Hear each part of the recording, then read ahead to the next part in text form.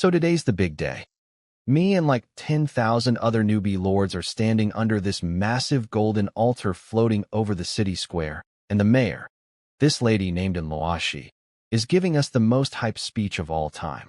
Heroes don't ask about origins, she says. 1,000 years ago, Zhu Yuanzhang started with a blank white lord's heart and an F-rank talent called begging, and he still became one of the biggest domain lords on Blue Star, and everyone's getting all fired up like we're gonna conquer the world, screaming, "Long live the Dragon Nation! Long live humanity!" Meanwhile, I'm standing there thinking, yeah, cool, except Zhu Yuanzhang was literally the founder of the Ming Dynasty even in my previous life, so maybe he's not the best example for us regular schmucks. Alright, I'm a transmigrator. Been here 18 years. Surprise. See, this world runs on one thing, Lord Hearts. You get one, you enter the myriad races battlefield, you get territory, you build stuff, you fight monsters. Simple. Lord Hearts come in tiers: white, green, blue, purple, orange, gold. And there's supposedly a mythic tier above gold, but that's beyond textbook knowledge, which is teacher speak for, don't even dream about it, peasant. And here's the beautiful part. This world is absolutely fair. Anyone can get a top-tier Lord Heart, but as long as you have money. Guess who's been an orphan since birth? Guess who has no money? I tried being a plagiarist, creative entrepreneur, but in this world you literally can't even shoot a web drama without filming on some big lord's territory or nobody watches it. I hustled for a whole year and made less than my school scholarship. So I did what any desperate genius does. I took out a student loan to buy the absolute bottom of the barrel Lord Heart with an F-rank entertainment talent. F-rank. Entertainment. My talent is basically good vibes. Anyway, golden light wraps around all of us, and boom, I'm in the myriad races battlefield. 7th Heaven, Zone 666, ominous much? Newbie Town 10086. A few farmers in rags immediately throw themselves on the ground. All hail the Lord, they scream, trembling like I'm some kind of god. My guy, I literally got here through a student loan. Please get up. But then, the thing I've been waiting 18 years for finally happens. This rainbow glowing stone phases out of my forehead. Just slides right out like, hey, sorry I'm late. Was napping in your brain for 2 decades. This is the creation divine stone. It's the reason I transmigrated in the first place, and for 18 years it just sat in my consciousness doing absolutely nothing. Not a peep, not a glow, just vibing. But now it activates. I check its stats and nearly have a heart attack. Creation divine stone can strengthen any item. Uses spirit stones as fuel. Oh, and here's a welcome gift. 3 free upgrades. No cost. 0. Zilch. On the house. I open my backpack. I've got a normal hero summon token and a normal troop token. Both garbage tier white quality. But every item now has a little next to it. I tap on the hero token and a menu pops up. Upgrade to green, 1,000 spirit stones. Upgrade to blue, 10,000. Upgrade to purple, 100,000. Upgrade to orange, 1 million. Upgrade to gold legendary, 10 million. Free upgrades remaining, 3. I stare at that last option. Gold. Legendary. For free. Even the direct descendants of the immortal Qin dynasty, the Great Tang, the Ming domain, those silver spoon trust fund babies with their 1,000-year bloodlines. None of them start with a gold legendary hero. None. And here I am. Orphan. Student loan. F-rank talent called. Nice scenery. Use free upgrade. Gold legendary hero token. Now, the sky explodes. Golden light shoots up from my position like a beacon visible from space. The entire territory turns into a golden ocean. My farmers, who just stood up, immediately faceplant back into the dirt screaming, "Miracle." It's a miracle. They're not wrong, but also I wish they'd stop doing that. The token transforms from a sad gray chip into this gorgeous golden medallion covered in intricate patterns. Gold legendary hero token summons 1 legendary hero. Requirements. Must have a tavern. Must have a what? I check my territory. Level 0 Lord's Hall. About 100 square meters of pure sadness. 10 farmers. 5 huts. A fence. My talent is literally called Green Water's Blue Mountains. All it does is make the environment 10% nicer. My talent is landscaping. To build a tavern, I need to upgrade to level 1 first. And upgrading needs refined quality stone and wood, but all my starting resources are normal quality. Normally, a lord has to build a barracks, send troops out, find resource nodes, set up mines and lumber camps, and grind for hours before they can upgrade. But there's a saying in the lord world: geniuses fear whales, and whales fear cheaters. I'm the cheater. 2 free upgrades still in the chamber. Let's go. So I slap my hand on a rock. A rock. And the upgrade menu pops up with like 1,000 options. Everything from refined stone all the way up to some legendary ascension stone that probably lets you build a staircase to heaven. But all I need right now is basic refined stone. 1 spirit stone per upgrade. Easy. 150 spirit stones later, I've got all the materials I need. Upgrade the Lord's Hall. I command, feeling like a king. Boom. Light engulfs the building. A green countdown appears overhead. Time remaining, 9 minutes 59 seconds. Or pay 100 spirit stones for instant completion. Instant completion is basically a flex button for rich kids. The Lord's second-generation trust fund babies who throw spirit stones around like confetti. Me? I took out a student loan to be here. I'm waiting the 10 minutes. Besides, I know I'm first. Nobody else is even close. Then my communicator pings. I look at the caller ID and, oh no, it's Shueisha, my classmate. 3 years of high school together. She's gorgeous, she's sweet, she's got dimples, and she's basically royalty. One of the most dazzling Lord Secondgents in all of EC City. The kind of girl who makes your life very complicated if you're a broke orphan with nothing but good looks and good grades. Red flags. Beautiful, beautiful red flags. I pick up the call, and her holographic image pops up. She's standing there looking all cute and excited. And behind her is a rare rank hero, a squad of human sharpshooters, and a squad of heavy armored wolf cavalry. She's been in the battlefield for like 20 minutes, and she already has a small army. Money is so unfair. Jiang Chun. We're in the same newbie zone. Isn't that fate? She's beaming, dimples on full display. It's a statistical distribution based on provincial geography, but sure, let's call it fate. My mom bought me a rare hero and troops at auction, she says, bouncing like a kid showing off a new toy. If anyone bullies you, tell me and I'll beat them up for you. I'm sitting here with a gold legendary hero token in my pocket. The single most broken starting item in the history of this battlefield. And this girl thinks I need protection. I can't exactly tell her that, so I just nod. Absolutely. Will do. For sure. She doesn't even notice I'm being vague because she's already moving on. The top 100 lords to upgrade to level 1 get rewards from the Heavenly Tao. Based on past years, if you can upgrade within a day, you've got a shot at top 100. Good luck, Jiangchun. I'm gonna go explore and find resources. I'm aiming for first place. Hee hee. I open my mouth to say, I'm literally upgrading in 5 minutes. But she hangs up before I can get a word out. That she's going to find out real soon from the world announcement. That'll be fun. With nothing else to do, I open the town channel to scope out the competition. Everyone in Newbie Town 10086 is going to be fighting for mayor eventually, and I plan to SIT on that throne. The chat is popping OFF. Some military lieutenant named Mu Qingxuang is recruiting for the army. A dude named Lin Mo from the Lin family, an actual noble house, is recruiting vassal lords with generous benefits. He specifically says, no entertainment lords, which, rude, that's literally MY class. Shueisha introduces herself, and immediately some guy named Li Muzha jumps in calling her by her first name like they're best friends. She shuts him down so fast. Please call me Missin. Let's not give people the wrong idea. Thanks. Destroyed. Then someone named Ing Man shows up from Dragon Province, surname Ygenji, and everyone loses their minds because that's the surname of the immortal Qin dynasty, an actual descendant of the first emperor's bloodline. Casual. And then a fox girl named Tushan Yaya from the Celestial Fox tribe pops in asking if anyone has a city transfer token because she accidentally spawned in human territory. She mentions she's 10 years old, which is adult for fox people, and every gentleman in chat immediately starts tripping over themselves to add her as a friend. This newbie town is stacked.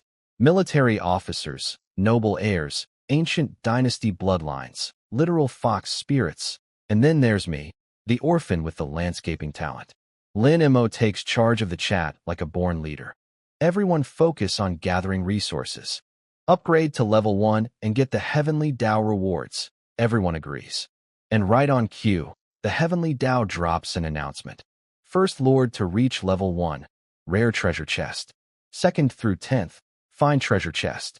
11th through 100th, normal treasure chest. A rare chest for first place. Past years it was usually just fine quality. This zone is getting the VIP treatment. I glance at my countdown. 5 minutes and 32 seconds. Everyone in chat is out there frantically chopping trees and mining rocks, planning their next few hours of grinding. I'm literally just standing here, waiting, with my hands in my pockets. 5 minutes, people. 5 minutes. Meanwhile, the chat is going absolutely feral over the rare treasure chest reward. If I pull a rare hero token from that chest, I could be mayor. You think one rare hero makes you mayor material? You're delusional, bro. Even the big shots are sweating. Lieutenant Mu Qingxuang admits the best thing she brought is a rare tier troop. Chui Xia is talking about survival. Lin Mo is sizing everyone up.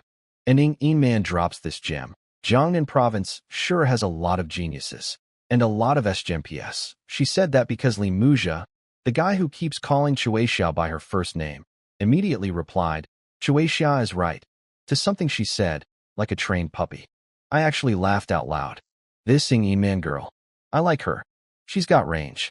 Li Muzha, by the way, is one of Chui Xia's many admirers, and he spent years giving me trouble back in school because he thought I was competition. Dude, I'm an orphan with a landscaping talent. But sure, be threatened.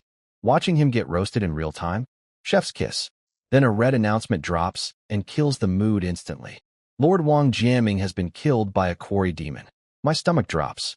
Wang Jiaming. I know that guy. He's my classmate. Same background as me. Regular kid, no money, bought his lord hard on a student loan. And he just died. Less than 30 minutes into the battlefield. On the bright side, his loan is cancelled now. I know that's dark. But this is a life or death dimension. You process things differently here. The chat goes quiet for a moment. Then everyone starts panicking.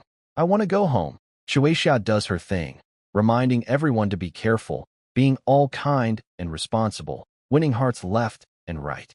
She's speedrunning the popularity contest, and she doesn't even know it.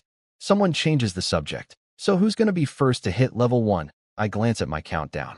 58 seconds. 58 seconds. And these people are out here debating it. Insider info. Someone types, the Yin family bought 3 rare tier troop tokens at auction this month. The Lin family is loaded too. Don't sleep on Lieutenant Mu. What about the mysterious Ing clan heir, then? Li Muzha drops in with the most insufferable message. Update for the boys. I just captured a normal stone quarry, insta-built a mining station, and I'm harvesting resources as we speak, and everyone loses it. Li Muzha is a beast. He's got such a huge head start. First place is definitely his. Li Muzha. Haha. You're too kind. You're too kind, my guy. You just started mining. I am literally 3 seconds from finishing my upgrade. You are bragging about step 1 of a multi-hour process while I am crossing the finish line. Then Lin Mo says, hey, I'll set up a betting pool. Everyone wager on who hits level 1 first. And I look at my countdown. 3 seconds. Man, I mutter, if I'd known someone was taking bets, I would have waited. My payout odds would have been astronomical. 3, 2, 1. Golden announcement.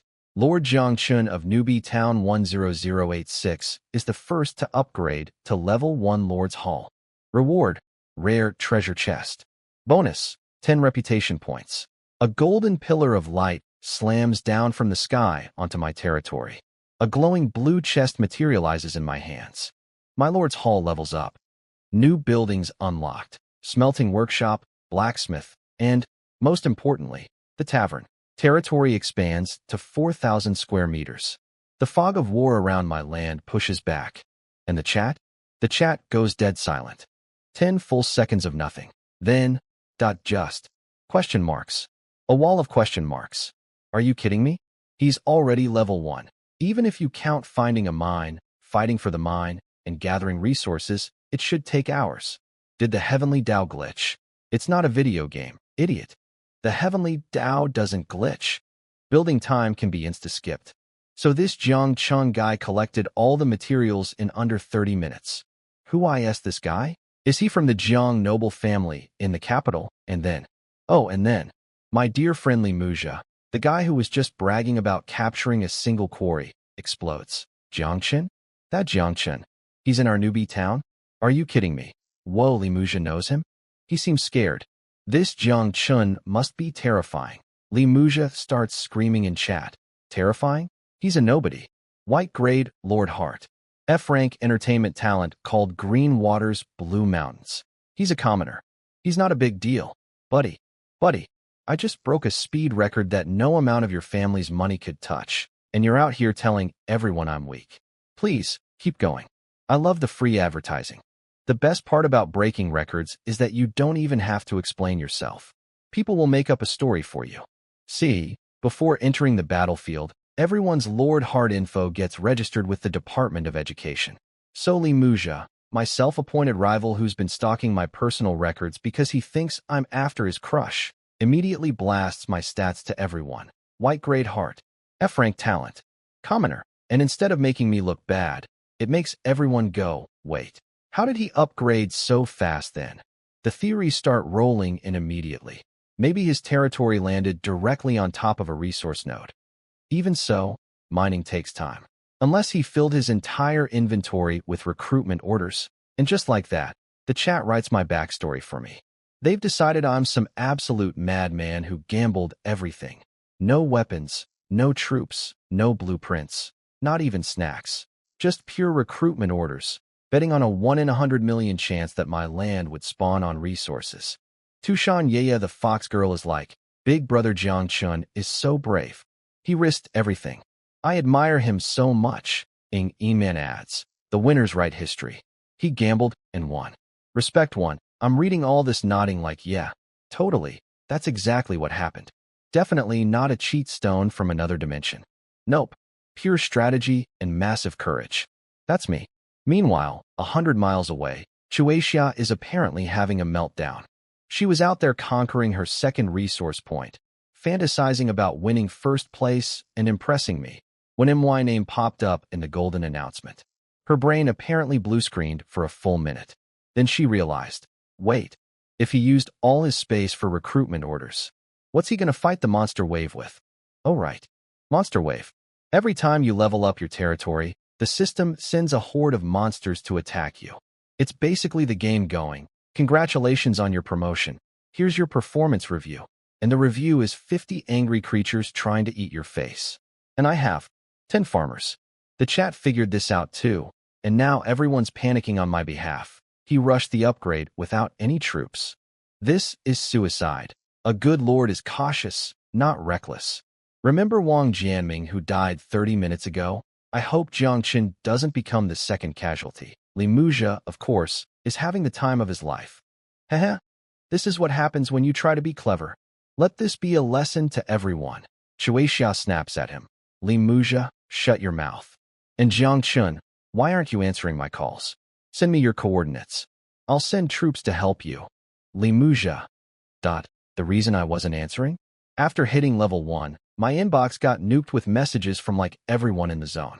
I just turned off notifications entirely. Oops. Time to throw some bait. I casually type in chat. Relax, I already opened the treasure chest.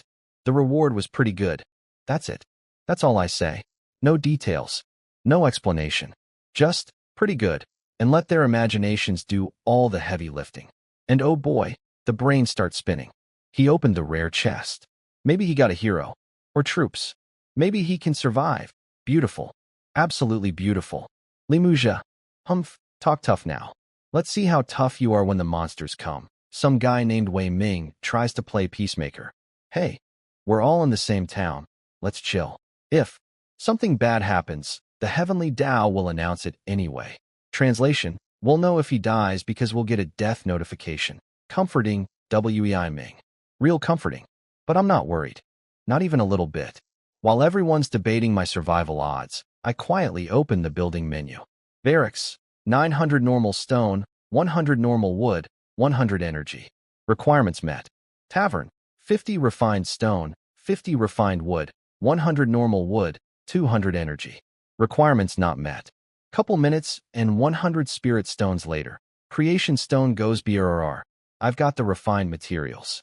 Build barracks. Timer, 10 minutes. Build tavern. Timer, 20 minutes. Monster wave countdown, 30 minutes. The barracks finishes in 10.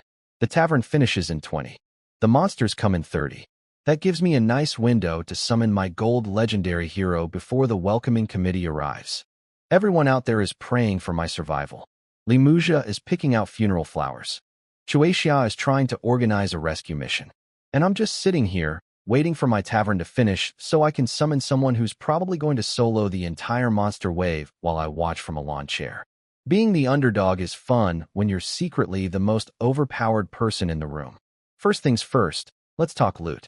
The 10 reputation points might not sound like much, but reputation is ridiculously hard to get. It's basically the VIP currency of the myriad races battlefield. If I ever find a reputation haul, I can trade these for rewards that sometimes include legendary items. So yeah, 10 points? I'll take it. Now the rare treasure chest. I notice it also has a little next to it, meaning my creation stone could upgrade it. For a moment my heart flutters, but then I see the spirit stone cost and calm down real fast. Plus, chests are pure gambling. Could be anything. I've got 2 free upgrades left, and I am not wasting them on a slot machine. So I wash my hands for luck. I'm not superstitious, but I'm a little stitious, and crack it open. Please not resources, please not resources. I got a rare building blueprint, Mysterious Cottage. It's a special shop building with shelves that stock random items, refreshing daily, purchasable with territory energy. Basically my own personal convenience store that restocks every midnight. Not bad. Not bad at all. I can't build it yet though. Needs rare quality stone, wood, refined iron, and a ton of energy. I'm broke and I don't even have an iron mine. Into the backpack it goes. Anyway, the moment I've been waiting for. The tavern finishes building. The barracks is done. Everything is in place. I pull out the gold legendary hero token, the one that costs 0 spirit stones and is worth more than most people's entire kingdoms. Deep breath. Summon. The token dissolves into golden particles and forms a portal of light. A silhouette appears inside, clearly feminine and getting clearer by the second. She steps out. Low-cut Tang Dynasty palace gown. Shoulders like carved jade. Face so perfect it's actually offensive. She's simultaneously ice-cold, seductive, and radiating pure, I will end your bloodline, energy. Wow, is all I manage. Look, I've lived 2 lives. I have seen things. But this woman? Flawless. 0 defects detected. Quality control passed with a perfect score. She's looking around the battlefield in shock, absorbing information from the heavenly Tao, and muttering to herself. Myriad races battlefield. Wars between all races. In my original world, I reached the absolute peak. But I hit my ceiling. Here, I can grow stronger by killing and absorbing energy. I can achieve immortality. This is the world meant for me. Oh good. She's a power-hungry, immortality-seeking combat maniac. Great personality for a roommate. I check her stats and nearly choke. Empress, legendary, level 1 combat power, 26 stars for reference. My combat power is 6 stars. 6. She's more than 4 times stronger than me at the same level. And she has a martial art called Heavenly Sound 9 Kills, a sword technique, spirit explosion, and... Wait, she plays the zither? A murder musician? That's the most terrifying combination since pineapple on pizza. But the real prize is her troop buildings. She comes with her own recruitable army, 9 Heaven's Holy Maidens, legendary troops, max 9 units. Heavenly Sound Pavilion Disciples, epic troops, unlimited recruitment. Both at A-rank command, meaning she boosts their stats by 40%. She basically arrived with a franchise. Now let me check MY stats for comparison. Zhang Chun level 1 martial art. 9th National Radio Calisthenics Exercise Set. Minor success. F rank. Skills. None combat power. 6 stars. My martial art is morning exercise radio calisthenics. The thing old ladies do in the park at 6 a.m. That's my fighting technique. No comparison. None. The gap between us is not a gap, it's the Grand Canyon. Also weird. I've memorized the entire Human Education Edition, Directory of Human Heroes, cover to cover, and there's no record of anyone called the Empress. Her base stats are godlike, but her cultivation technique is only C rank. And based on what she was mumbling, she'd never even heard of the myriad races battlefield before being summoned. Which means she's not a native hero or an ancient human predecessor.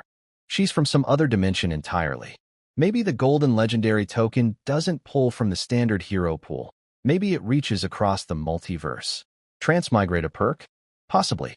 Am I complaining? Absolutely not. Anyway, she could solo the entire level 1 monster wave blindfolded while playing as Zither solo. We're safe. But then, this woman looks me up and down like I'm a job applicant who showed up in flip-flops and says, "While I appreciate you summoning me to such a magnificent world, don't you think you're a bit weak to be a lord? Notice, the Empress thinks you are too weak. Affection -10. Current, 60.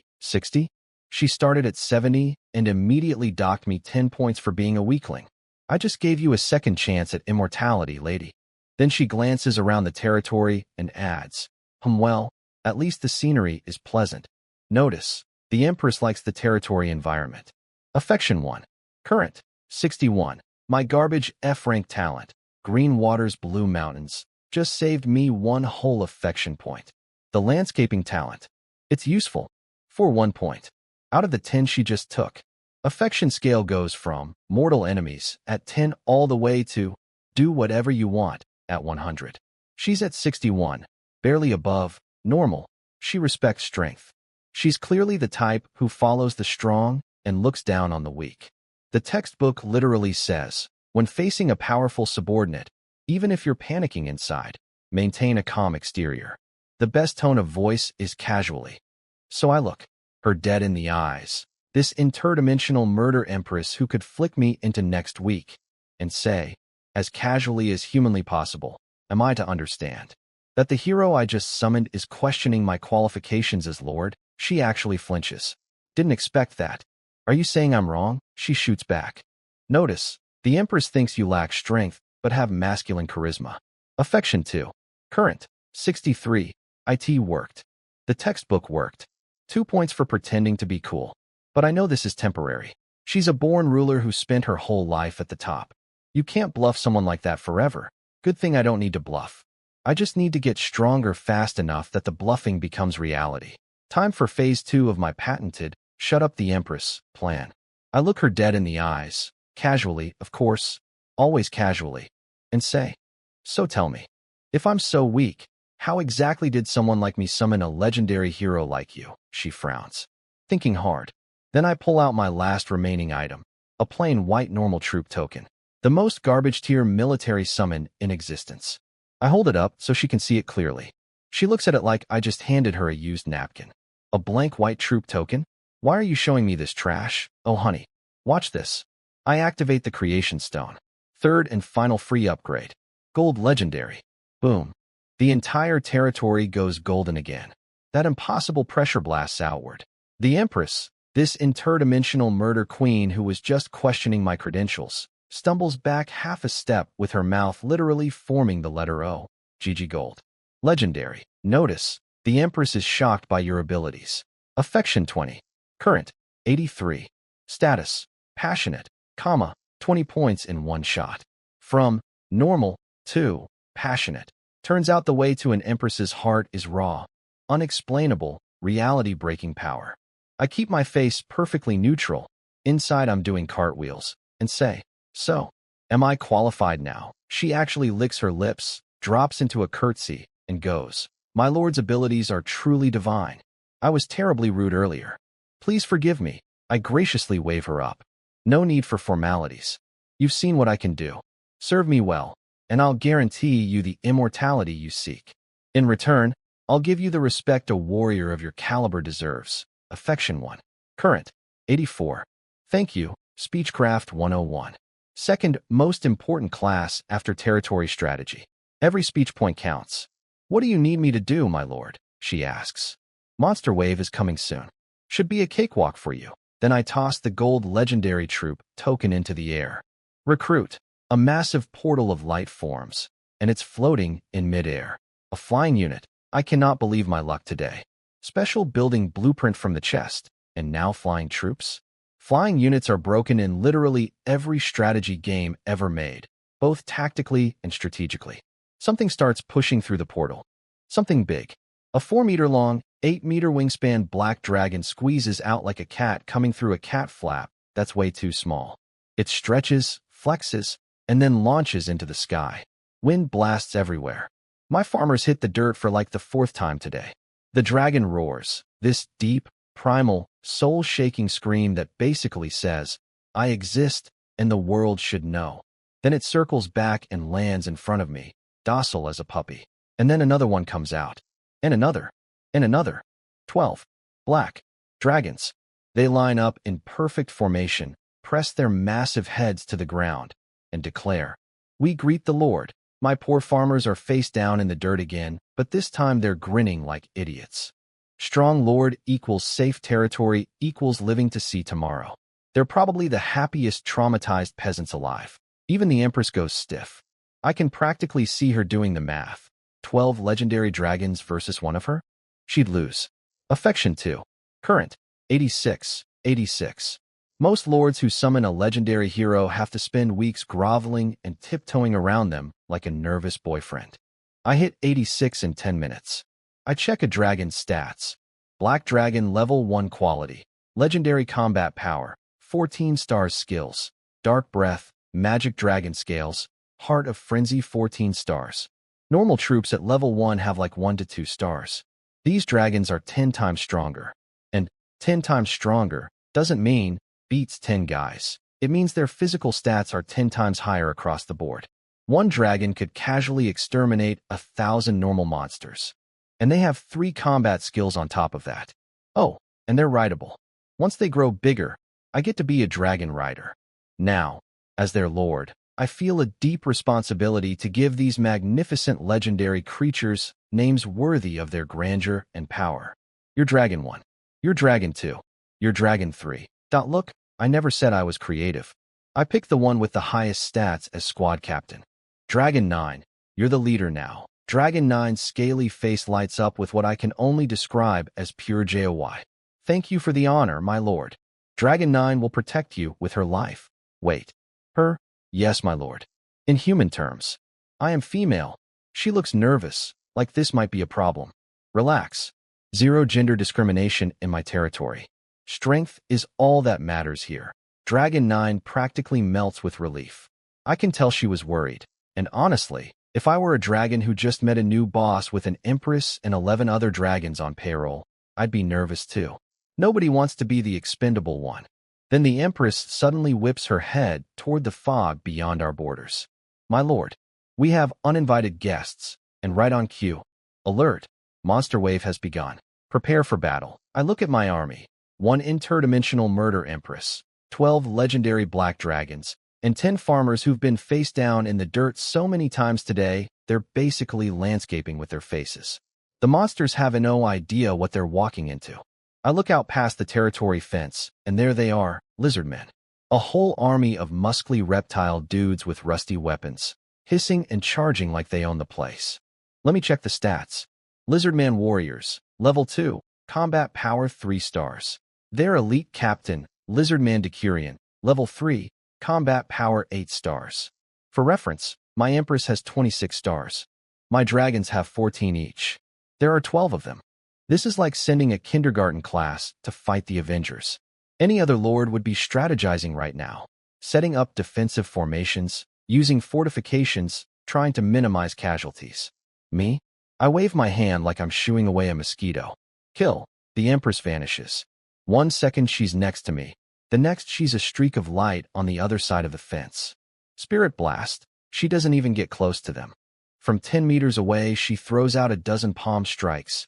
And, I'm not exaggerating, every single lizard man in front of her explodes. Upper body's just gone, including the elite captain. All of them. Simultaneously. Spirit blast is supposedly a common E-rank skill. The most basic garbage move. But she's refined it to near perfection, and with a 20x stat advantage. It's like using a nuclear warhead to swat a fly. She looks at the carnage with a bored expression. Too weak. My combat log is scrolling so fast it's basically a waterfall. Energy, spirit stones, treasure chests, loot pouring in. You know, I say, in all my practice simulations, I always started from a disadvantage. This whole mindlessly steamroll everything approach is new for me. The Empress looks genuinely hurt. My lord, that's not my fault. I only used 50% power, that she used half. She obliterated an entire wave at half strength, and she's apologizing for it. Meanwhile, on the west side, Dragon 9 is having the time of her life. One tail swipe sends a cluster of lizard men flying like bloody ragdolls. The Decurion tries to run, but Dragon 1 catches it with a dark breath and turns it into charcoal. Then Dragon 5 starts complaining. Dragon 9, did you drink phoenix blood or something? Save some for me. Dragon 1, who was literally 1 second too late and got 0 kills, sidles up to Dragon 9 with a smug grin. So, trying real hard to impress the Lord. Huh? Got a little crush maybe? I mean, by human standards he is pretty handsome. Shut up, Dragon 9 snaps, then immediately deflates. Do you think I'll be pretty when I take human form? Will the Lord like me? My dragons are gossiping about me. My legendary war beasts are having a girls' talk about whether their boss is cute. I don't have time to process that because the system notification drops. Monster wave complete. Duration, 6 seconds. Casualties, 0. 6 seconds. Real men finish in 6 seconds. Wait, no. Real men finish battles in 6 seconds. That came out wrong. Moving on. Battle report. Enemies killed, 146 Lizardman warriors. For Lizardman Decurions, elite. Casualties, 0 duration. 6 seconds rating. A rank is basically the highest anyone gets anymore. S rank hasn't been achieved in thousands of years. And A rank evaluation rewards are 10 times the base rewards. Total haul from 6 seconds of combat. Energy, 13,630 spirit stones. 1,128 fine treasure chests. For normal treasure chests, 11 6 seconds. I made more in 6 seconds than most lords make in their first day. All that energy needs to go somewhere, so I raise my hand dramatically. Everyone level up. 13 pillars of light rain down. 1 on the Empress, 12 on the dragons. Empress goes to level 2. Each dragon goes to level 2. Before level 20, every level up doubles your base stats. So, Empress combat power, 49 stars. She's now stronger than a level 20 normal monster. At level 2, dragons, 28 stars each. The energy I just earned? Gone instantly. Legendary units are expensive to level, but absolutely worth every point. Dragon 9, I order, split the squad into 4 groups of 3. Scout in all 4 directions. Map the fog of war, mark resource points, exterminate any monsters you find. If the monster is edible, bring back the body. And be careful. You're strong, but don't get cocky. Yes, my lord. 12 dragons launch into the sky and scatter like massive scaly missiles in 4 directions. Dragon 9 barely enters the fog before my log pings. Your troop Dragon 9 killed a swamp monitor lizard. Energy 3. That's my girl. 3 seconds into scouting, and she's already padding the kill count. She swoops over the territory, drops a giant lizard carcass from the sky like a DoorDash delivery, and zooms off without stopping. Splat. The farmers, now up to 12, since the huts recruit 1 every 30 minutes. Don't even wait for instructions. They grab tools and start butchering the lizard like they've been waiting for this their whole lives. Obtained, giant lizard meat times 10, giant lizard hide times 1. The Empress watches the dragons fly away, watches the farmers carve up a monster, watches the territory running like a well-oiled machine without her, and finally can't take it anymore. My lord, what about me? What do I do? She's got the expression of a star athlete who just watched the backup team win the championship without her. Maximum competitive anxiety. Don't worry, Your Majesty. I have plans for you. The Empress looks at me like a puppy who just watched everyone else go for a walk. What about me? You stay here. Protect me. Look, someone in the chat said the most important quality of a lord isn't boldness, it's being steady. Wang Jiaming got killed 30 minutes into the game because he rushed out unprepared. My newbie protection is gone. I am not letting my strongest asset wander off while I sit here with 12 farmers and a landscaping talent. The Empress goes quiet for a moment. Then, can I at least have some spirit stones? I need to train. When I came to this world, my cultivation tanked. My heavenly sound technique dropped from transcendent all the way down to proficient. It's embarrassing. Fair enough. A motivated employee is a productive employee. I grab a few spirit stones to toss her, and then I notice the spirit stones can be upgraded. Lower grade spirit stone upgrades to mid grade for 10 stones. Upper grade for 1,000. Supreme grade for 100,000. And then there's elemental variants. Wind spirit stones, fire spirit stones. Without hesitation, I upgrade a few to mid grade. Soft light glows in my palm. The Empress stares at the refined, pulsing crystal in my hand like I just pulled a diamond out of a vending machine. Is that a mid-grade spirit stone? Affection 1. Current 87. Mid-grade stones have over 10 times the spiritual energy of low-grade ones, and the energy is way purer. Even in her original world, mid-grade stones were rare resources. Thank you, my lord, and she actually means it this time. I pat her on the shoulder reassuringly. Go train. Your heavenly sound technique is too low-ranked. When I get a chance, I'll find you a better one. You know I have the ability. The instant my hand touches her shoulder, her entire body goes rigid. Goosebumps spread across her skin like a wave. Now before anyone gets ideas, this was a calculated test. Her affection is approaching intimate range, and I needed to see how she'd react to physical contact. Result: she didn't attack me, didn't pull away, didn't glare. She just froze, like a computer processing an unexpected input. Thank you, my lord.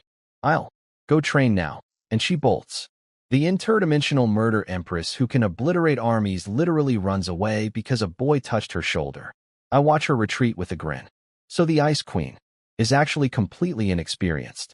Interesting. If this world had that kind of game mechanic, her corruption meter would definitely be ticking up right now. But this is a wholesome battlefield. Totally professional. Moving on. I crack open my treasure chests. 4 fine chests and 11 normal ones. Fine chest 1. Life-reaping military spike. Fine weapon. Fine chest 250 spirit stones. Fine chest 3. 100 refined wood. Fine chest 4. Arrow tower blueprint. And the 11 normal chests. Mostly resources and 2 white-grade trash items. I check the weapon. Life-reaping military spike level 2. Physical 2. Garbage. Wait. Did I just call a fine-quality early-game weapon garbage? A weapon that any other lord in this zone would literally cry over? I did. My standards have been ruined by legendary tier everything. The Empress already has 49 stars of combat power. This little toothpick isn't going to change anything. Best use for it? Sell it. I pop open the chat first to check what everyone's been saying. And oh boy, Tushan Yaya sent a message right at the moment my monster wave started. I hope Big Brother Jiangchen is okay. The monster wave should be starting now. She timed it to the second. That little fox is either really sweet or really calculating. Possibly both. Li Muzha, ever the charmer. Don't worry about him, he's dead for sure. Chuaxia, going full mama bear. Li Muzha, if anything happens to Jiangchen, I will flatten your territory. Li Muzha, I'm just being realistic. Even if his chest gave him a hero token, a single level 1 rare hero can't survive a monster wave. Lin Mo backing him up with logic. Li Muzha's delivery is rough, but his analysis is sound. Even I wouldn't upgrade this early with rare troops. The level up time alone makes it inefficient. Chuaxia, desperately bluffing. Jiangchen will be fine. Just watch. She was not confident. Everyone could tell. Time to make my entrance. I list the life-reaping military spike on the trading post. Auction or instant buy. 2,000 spirit stones. The system broadcasts it zone-wide because it qualifies as a valuable item. 1 second later, someone buys it at full price. Buyer, Ingyin Man. 2,000 spirit stones without blinking. The immortal Qin family doesn't even hesitate. Rich people are terrifying. But honestly, I made out like a bandit. This is a level 2 transitional weapon. Tomorrow it won't be worth 200 stones. Getting 2,000 now is pure profit. The chat detonates. A fine weapon? The zone's been open for 1 hour and he's selling fine equipment. Wait, isn't he supposed to be fighting a monster wave right now? If he lost, why would he sell a valuable weapon? That makes no sense, but it's only been a few minutes since the wave started. I let them spin for a moment, then casually type. Everyone can relax. It was a bit rough, but I did eliminate the monster wave. Chuaxia erupts. Huh? Who said Jiangchen couldn't handle it? Stand up. I want names. Li Muzha goes completely silent. Shocking. Lin Mo is confused. How? Did the chest give him a scroll or consumable item? Lieutenant Mu suggests. Maybe he triggered the 1 in 10,000 tier skip probability. Wei Ming from the Wei family, who's been calling me Jiang Chun this whole time, suddenly switches to, even if it was pure luck, I gotta say, Brother Jiang is incredible. Brother Jiang. I just got upgraded from random commoner to bro. The rich kid club is starting to notice me. Nice. Yeah, big brother Jiang Chun is amazing. Shueixia, turning on the fox girl instantly. Hello, fox sister. You and Jiang Chun aren't actually close, so you don't need to call him that affectionately. Just saying. Ing Man congratulates me, then asks a question that makes me raise an eyebrow, if it's not too forward. What was your battle rating? Old question. Battle ratings reveal a lot about your actual military strength. Any smart lord would refuse to answer. But I have a better idea. My battle rating was A. I type it with a straight face. A rank. The highest rating anyone's achieved in millennia. 0 casualties, 6-second clear time, absolute domination. No sane person would believe that, which is exactly why I can say it. The truth is the best disguise. It's so ridiculous that everyone will think I'm trolling or exaggerating. My gut tells me Ing Man is going to be my biggest rival for the mayor's seat. Not Lin Mo, not Mu Qingxuang, not even Shueixia. This one. Consider this our first move on the chessboard. The question is, will she believe me? The chat goes dead quiet when I drop a rank battle rating. Then, predictably, nobody believes me. Did he just say A? Bro, if he said C or D, I'd buy it, but A? The Dragon Nation hasn't seen an A rank in decades. Prove it with a screenshot or it didn't happen. Shueixia jumps to my defense like a lawyer. Leave him alone. He's obviously joking. Thanks, Shueixia. Really helping my credibility there by telling everyone I'm not serious about the thing I'm completely serious about. Then I see Ing Man's reply. Jiang Chun is quite the comedian. Disappointing. I thought the immortal Qin descendant might have sharper instincts. But nope. Just another person who can't handle the truth when it sounds too crazy. Whatever. They'll all find out eventually. My strength isn't exactly something I can hide forever. Then, back-to-back golden announcements. Ing Man, second to reach level 1. Reward, find treasure chest 5 reputation. And Shueixia, third to reach level 1. Reward, find treasure chest 3 reputation. Ing Man was second. If I hadn't existed, she would have been first by a mile. This girl is not to be underestimated. Shueixia got third and she's screaming. HHH, I was so close. Wei Ming sighs.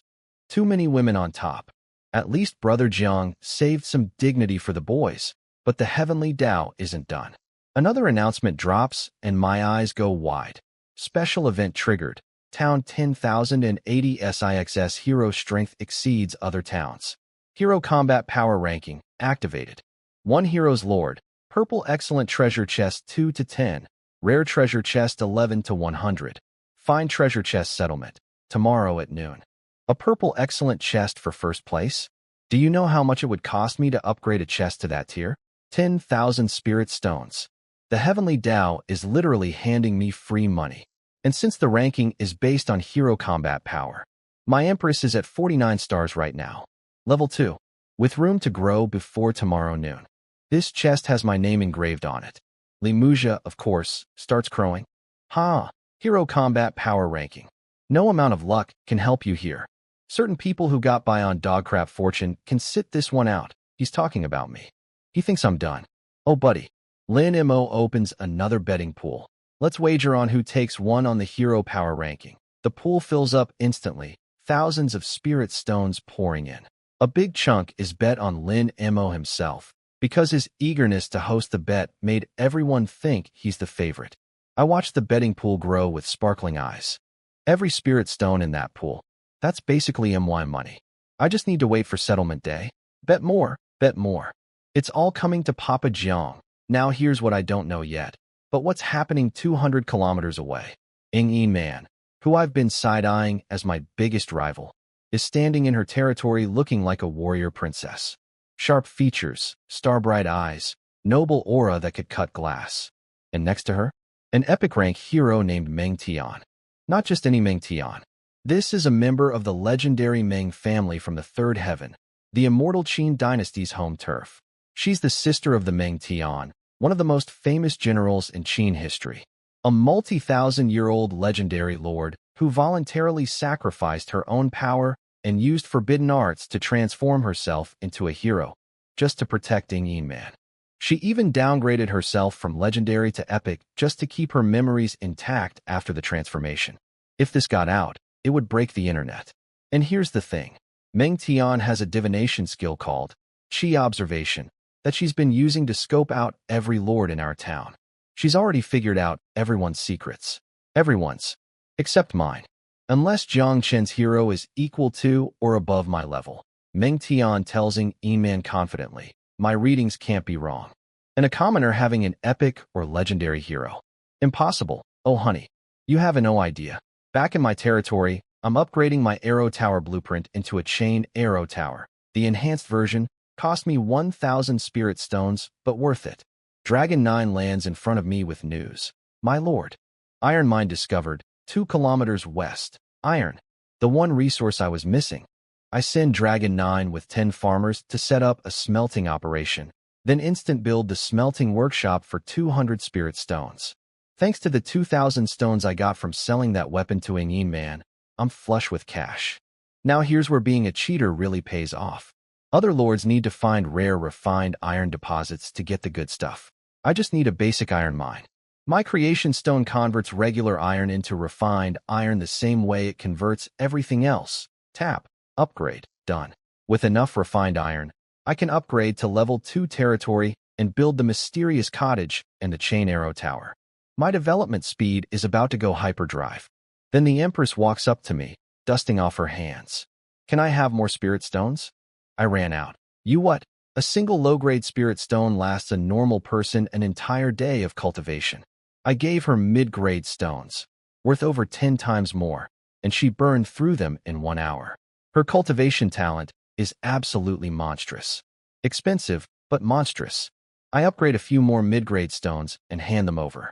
She takes them happily, but then hesitates. My lord, while I was meditating, I kept sensing something, like an unknown presence was trying to spy on me. Someone's been trying to read the Empress's power? I narrow my eyes. Meng Tian and her Qi observation, perhaps? Looks like the immortal Qin princess is more dangerous than I thought. She's not just competing, she's gathering intelligence. Good thing my Empress is sensitive enough to notice. And good thing my real strength is so far beyond what anyone expects that even divination can't process it properly. This chess game just got a lot more interesting. An unknown presence trying to spy on you. I frown. Like a strong monster outside? The Empress shakes her head. No, it felt like a level 3 or 4 epic hero's power level. But at that level of strength, trying to peek at me? Laughable. She's dismissive, but I'm actually more worried now. An epic hero with a scouting ability means someone in this zone is way more loaded than they're letting on. Epic heroes don't just fall from the sky. Well, mine did, but I'm the exception. Starting now, you don't leave my side. Period. She shrugs. Fine by me. She agreed suspiciously fast for someone who was just begging to go fight things. 2 hours pass. My dragons have scouted over 100 square kilometers, mapping 6 rare resource points and 18 common ones. Average luck. Not great, not terrible. Honestly fitting, because all my real luck went into having a cheat stone from another dimension. All my key buildings are done. The chain arrow tower is a beast. 8 stars of firepower, fires twice every 5 seconds, 200-meter range. Several times stronger than a basic tower. But the upgrade costs? Disgusting. Rare wood, rare stone, refined iron, energy. It eats resources like my Empress eats spirit stones. Speaking of energy, I need more. Killing monsters is the only way to get it. And I've already burned through most of my stash leveling everyone up. Think, Jiang Chun, think. How do I farm energy fast? I open the mysterious cottage shop and immediately start cackling. 3 items on the shelves today. Refined iron sword, 648 spirit stones. Can't afford it. Basic health potion, 128 spirit stones. Useful. Bought it. Dark bait, 128 spirit stones. Dark bait attracts dark attribute monsters and triggers a monster wave matching your territory level. Use at night for double effect. This is exactly what I need. Buy bait, trigger monster wave, farm energy. It's like ordering delivery except what gets delivered is monsters, and what I tip them with is death. I buy it immediately, but save it for later. I want to upgrade to level 2 first, so the monsters are higher level, which means more energy per kill. Big brain plays. Then my blacksmith, a beefy dude I creatively named Iron 1, walks up with the territory's first crafted weapon. My lord, here is the first sword, forged to level 5 as you requested. I take it. Basic white quality level 5 sword. Stats are garbage. No bonus attributes. A toothpick with delusions of grandeur. But it has the 200 spirit stones. Upgrade to refined iron sword. The plain blade transforms into a gleaming, razor-sharp masterpiece. Refined iron sword, fine quality. Level 5 sharpness. 9, durability. 6 bonus. Physical 3, spirit 3, load -1 6 bonus stat points. A star and a half of combat power. In the current early game, this is the hottest item on the market. All blacksmiths, full production. Swords only. I listed on the trading post. 5,000 spirit stones instant buy. Then I check the time. Oh, it's lunch. Right on cue. The Empress finishes meditating. I'm hungry. What's for lunch? Food is serious business in the myriad races battlefield. Eating quality affects morale, and morale affects everything.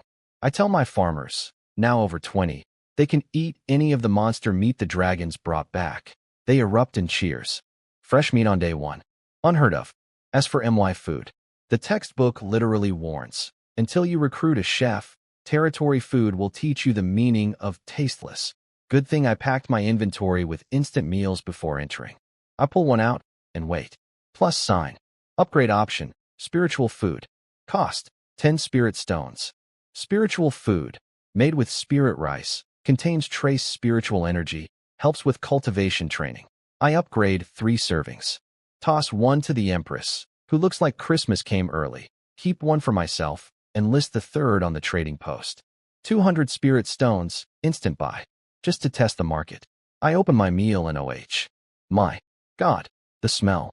Rich, fragrant spirit rice hitting my nose like a warm hug from the universe itself. Worth every spirit stone. I'm eating and scrolling the chat simultaneously, peak multitasking, and the zone is having another meltdown over me. He's selling another fine weapon. What kind of insane drop rate is this? Does Green Water's Blue Mountains secretly boost luck? Then my spirit food listing goes up. Spirit food? He has spirit food. 1 second. Sold. Ing E-Man bought it. Again. In under a second. Again. Does this woman have a BOD running? Is she just sitting there hitting refresh on my store page? I swear she has some kind of shopping addiction with unlimited funds. Does Jiang Chen's territory have spirit rice fields? How is his land that good? I'm so hungry looking at this. Post more. Wei Ming asks, Brother Jiang, are you going the farming lord route? I type back, mid-bite. Nah, I'm just an entertainment lord. These things are useless to me, so I figured I'd sell them. And this is the honest truth. My dragons can't equip weapons, 0 load stat and dragon form. The Empress is too strong for fine-grade gear. I literally can't use this stuff. But does anyone believe me? Of course not. Fine equipment is useless to you, bro. The humble brag is too much. Even Wei Ming goes silent. I think I broke him. Then the sword sells. Jiang Chen's refined iron sword. Fine. Sold at instant buy price. 5,000 spirit stones. 5,000?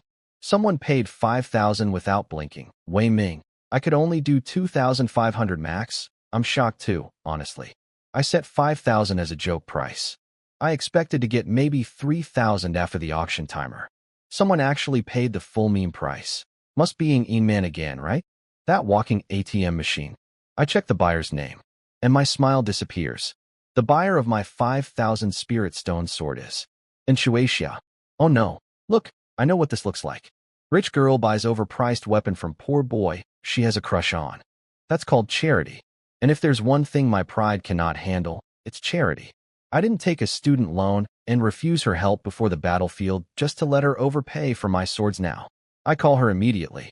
She picks up instantly, like she was waiting. What's the meaning of this? I say, not hiding my irritation. She blinks, then realizes what I'm mad about. No. I'm not helping you. I actually need this. Before I can argue, she sends me a screenshot. My annoyance evaporates.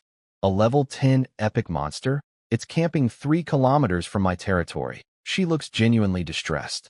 It already killed 2 of my scout cavalry. Those were rare troops. And it's guarding a large refined iron deposit. I need that iron to upgrade to level 2. I'm desperate. And I'm over here drooling. A level 10 epic monster. If killed, the energy alone would be around 100,000. Enough to push the Empress to level 8. Plus, epic monsters drop insane loot. I could totally trick her into revealing her coordinates and steal the kill. But nah, that's beneath me. I'm a cheater, not a scumbag. There's a difference. However, selling her weapons at market price? That's just good business. I've got more refined iron swords. Want some? Her eyes light up like fireworks. You have more? I want them. How many do you need? How many do you have? However many you need, I have. However many you have, I need. She suddenly blushes for some reason. I have no idea why. Okay, you've got 12 wolf riders and 10 scout cavalry left, so I'll sell you 22 swords. Market price, 2,500 each. Her eyes go huge. 22? Where are you getting? Wait. Did you find a refined iron mine? I smile and say nothing. You lucky dog. 2 hours later, I list the batch sale. Jiang Qin sells 22 refined iron swords, fine quality. Designated buyer. Price, 2,500 each. All 22 sold. The chat doesn't just explode. It goes thermonuclear. I'm hallucinating, right? 22 fine weapons? I've been grinding all day and haven't gotten one. Is Jiang Qin playing the same game as us? He didn't sleep with the goddess of luck. The goddess of luck slept with him. And that's how she became a goddess. The smart people figure it out fast. 22 identical swords? Those aren't drops. That's a blacksmith forge mass-producing equipment. Which means he has a refined iron mine. Which means he's going to be the first to level 2, isn't he? Jiang Qin is the light of U.S. commoners. And just like that, the big fish start circling. Ying Man offers to pay 200,000 spirit stones if I let her raid just enough iron from my territory to upgrade. I promise I'll only lick, not bite. 200,000. My hands are literally trembling. That's an absurd amount of money. But I have the sword business now. Long-term income beats a one-time payday. Sorry, not interested in being anyone's farm account. Lieutenant Mu Qingxuang offers me a military rank. Sergeant, with a monthly salary of 200 to 300 spirit stones. Lin Mo laughs. A sergeant's pay? I'll offer him 10,000 a month to be my exclusive resource farm. And then, because he's physically incapable of not being terrible, Li Muzha chimes in. Jiang Qin, you should feel honored that Lin Mo wants your resources. Because when he gets a subjugation order, you think you can stop his army? Ah yes, the subjugation order. The legal way for rich lords to raid other lords' territories and steal their bound resources. Normally both sides negotiate. The raider pays, the target surrenders, losses stay minimal. They call it buying a farm account. But Li Muzha isn't talking about negotiations. He's talking about force. Shueixia goes nuclear. If anyone uses a subjugation order on Jiang Qin, they answer to me. Yaya is crying. Don't hurt brother Jiang Qin. He's so handsome. Wei Ming sighs. Crime of possessing treasure. Also, Fox Girl, you really are all about looks, huh? I'm reading all this and cackling. These people want to raid me? My territory with 12 legendary dragons and a 49-star empress? Please use a subjugation order on me. I will eat your army and convert them into energy points. That's not a threat, it's a meal plan. Meanwhile, I'm still selling swords because I need money and also because it's hilarious watching everyone panic.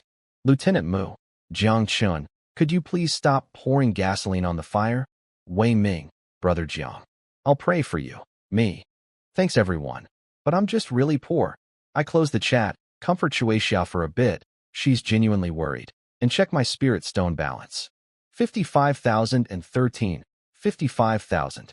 I have never had this much money in 2 lifetimes.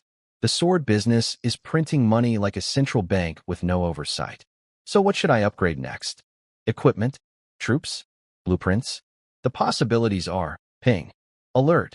Your troop Dragon 1 has been injured. My heart stops for a second. Then a grin spreads across my face. Dragon 1 got hurt. That means she found something strong. Something worth fighting. Something that gives massive rewards. Today just keeps getting better. Dragon 1 got hurt. which means she found something worth getting hurt by. And in this economy, that means profit. I call her up. Report. My lord, there's a massive centaur settlement 10 kilometers south. Levels 6 to 9, roughly 1,000 of them. They have a hero commanding them, and I got focus fired. Not the epic monster I was hoping for, but a centaur nest? That's a wild troop building. If I capture it, I can recruit centaur warriors, elite-grade troops with both melee and ranged attacks. Right now my regular barracks can only produce basic militia. I need to upgrade to level 4 before I could recruit anything decent. But a centaur nest? That solves my manpower problem immediately. Plus, as my resource points multiply, using legendary dragons as security guards is like hiring Navy SEALs to watch a parking lot. I need mid-tier troops for grunt work. Everyone except resource point guards. Rally at these coordinates. The Empress perks up instantly. What about me? You're coming. Your job is protecting me. But before we go, I need a power boost. I level myself up to 5 for consecutive level ups burning through energy. Then I grab a blank white sword from the forge and 20,000 spirit stones. Upgrade path 36. Excellent grade sword. Crimson holy word. My beautiful savings account screams in agony as nearly half my fortune evaporates. But what appears in my hand makes it all worth it. A 3-foot blood-red blade radiating crimson light. Crimson holy word. Excellent. Level 5 sharpness. 22. Durability. 18 stats. Physical 9. Spirit 6. Load -4 skills. Blood arc holy word 2 built-in skills. 1 offensive, 1 support. On a level 5 weapon. This thing is disgusting. The Empress is staring at it like a cat watching a laser pointer. Eyes huge. I toss it to her casually. It's yours. Remember, your only job is keeping me alive. She catches it and starts caressing it like a newborn baby, then pounds her chest. My lord can count on me. Affection 1. Current. 88. 2 more points to intimate. The way to an Empress's heart. Give her sharp objects. 30 minutes later, we arrive at the centaur territory. 8 dragons, 1 Empress, and me, crouching in tall grass like the world's most overpowered safari tour. The centaurs are everywhere. Hundreds of elite-tier warriors patrolling in organized formations. Level 8, 20 stars of combat power each, with skills like chain arrow, charge, and slash. Any normal lord would take one look at this and go home. Even Shui Xiao with all her money would be helpless against this many elites. Dragon 9's long snout suddenly pushes through the grass next to me, looking offended. My lord, we're dragons. This belly-crawling through grass thing is really undignified. Can't I just roar and announce your glorious arrival to these insects? I bonk her on the head. Charge? You want to charge? Is that all you know how to do? You're the squad leader? Can you please use tactics for once? If we can ambush them, why would we charge in like idiots? Thank God I came personally. If I'd left these drama queens to their own devices, they'd fly in screaming war cries, and at least one of them would get killed. And a dead legendary dragon is not something my heart, or wallet, can handle. I study the enemy formation, then lay out the battle plan, line up side by side. Maximum speed to coordinates, XXX, XXX. Then use dark breath and mow the lawn. National High School Tactical Competition finalist, baby. This is child's play. Go. 8 dragons launch into the sky. The centaurs below start panicking. Enemy attack. That dragon is back. Wait, there's 8 of them. Haha, baby dragons. We're eating dragon meat, Tony. Oh no, they're heading for the command tent. Protect Lord Markin. I'm pleased to note they're speaking universal common language. That means this is a civilized tribe with heritage and bloodlines. Way better than feral monsters. Higher cultural level equals higher potential as my future troops. 10 seconds after takeoff, 8 dragons reach their positions. Dark breath, 8 streams of ink-black dragon fire pour down simultaneously, creating a wall of death dozens of meters wide that sweeps forward like the world's most terrifying lawnmower. The camp turns into a symphony of screaming. Regular centaurs, 10-ish stars, drop almost instantly. Even the elites only last a few seconds longer. My combat log becomes a waterfall. Energy, spirit stones, find chests, and wait. A troop soul drops on only the second kill. Troop soul, elite use on a normal troop to promote it to elite. Use on an elite troop to increase its star rating. Jackpot. The Empress watches the one-sided massacre with genuine admiration. My lord's military tactics are truly unconventional. I'm impressed. I wave it off. This is basic stuff. Any high schooler could do it. She tilts her head curiously. My lord, when can you take me to visit your world? It's called Blue Star, right? Yeah, Blue Star. According to battlefield rules, your affection needs to hit 100 before you can come with me. She smiles playfully. Then my lord better work hard to win my complete devotion. While we're having this extremely professional conversation, the dragons reach the main command tent. A 3-meter-tall centaur hero bursts out, still tying his pants, screaming, "Who dares interrupt my..." ON. 8 dragon breaths hit him simultaneously. 3 seconds later, the centaur hero is a lump of charcoal. He didn't even finish his sentence or his belt. Dragon 9 climbs to 100 meters, safely above arrow range, and starts wheezing. 15 seconds of continuous breath. I'm so out of shape. Dragon 1 agrees. Lord was right, sisters. We need cardio. My dragons are discussing fitness routines in the middle of a battlefield. I can't with these girls. The loot notification nearly makes me fall over. Centaur Chief. Rare hero. Killed. Rewards. 20,000 energy, 228 spirit stones, wind spirit bow, rare, and a subjugation order. A subjugation order. The thing Lin Mo and Li Muja were just threatening to use on me, and it dropped right into my hands. My brain kicks into overdrive. Use it on Li Muja? Tempting. Lin Mo? Also tempting. But wait. This is the first subjugation order in our entire zone. It's basically priceless right now. Using it myself would be a complete waste. What if I sell it instead? And then, what if the buyer uses it on me? Think about it. Someone attacks my territory, my 12 legendary dragons and 49-star Empress annihilate their army. I harvest all the energy from the dead troops, and I get to charge. The attacker compensation for damages. I'd be getting paid twice. Once for selling the order, and once for destroying whoever uses it. It's not a battle. It's a business model. The only question is, how do I sell it without making anyone suspicious? A plan starts forming in my mind, and it is beautiful. My dragons are hovering at high altitude, recharging their spirit energy after that massive breath attack. 15 seconds of continuous dragon fire really drains the tank. They're basically panting like dogs after a sprint. While they recover, I open my contact list and find a certain little fox girl's profile. Turns out Tushan Yeya has been messaging me all day. Let me scroll through this disaster. 9:29. Big Brother Jiangchun. I'm Yeya. You're so amazing. Can we be friends? 9:45. Can you survive the monster wave? Does Yeya need to help? 10:18. Video call request. Video call cancelled. 10:19. Why won't you answer, Yeya? 10:20. Hello. I'm an idiot. She typed that about herself to test if I was reading. That's either genius or deeply concerning. 12:20. So many iron weapons. Big Brother is amazing. This fox girl does not seem like the sharpest claw on the paw, but that's exactly why she's perfect for what I need. I message her. Hey Yeya, I need a favor. She responds in approximately 0.3 seconds. You finally replied. Can you call me Yeya? I skip straight to business. Yeya, I have a subjugation order. I need you to sell it for me. You get 10% commission. Then I explain the plan. She gets it immediately. So you're deliberately selling the order to your enemy, because you're confident you can crush whoever attacks you. Big Brother is so sneaky. Okay, maybe she's smarter than she looks. I use the Trading Post's secret transaction feature. Costs 100 spirit stones to hide the seller's identity, and transfer the order to Yeya. Less than 1 minute later. Big Brother. Mission complete. I sold it to Li Muja. You received 45,000 spirit stones from Tushan Yeya. 45,000? How? I expected maybe 10,000. That's the historical ceiling for subjugation orders.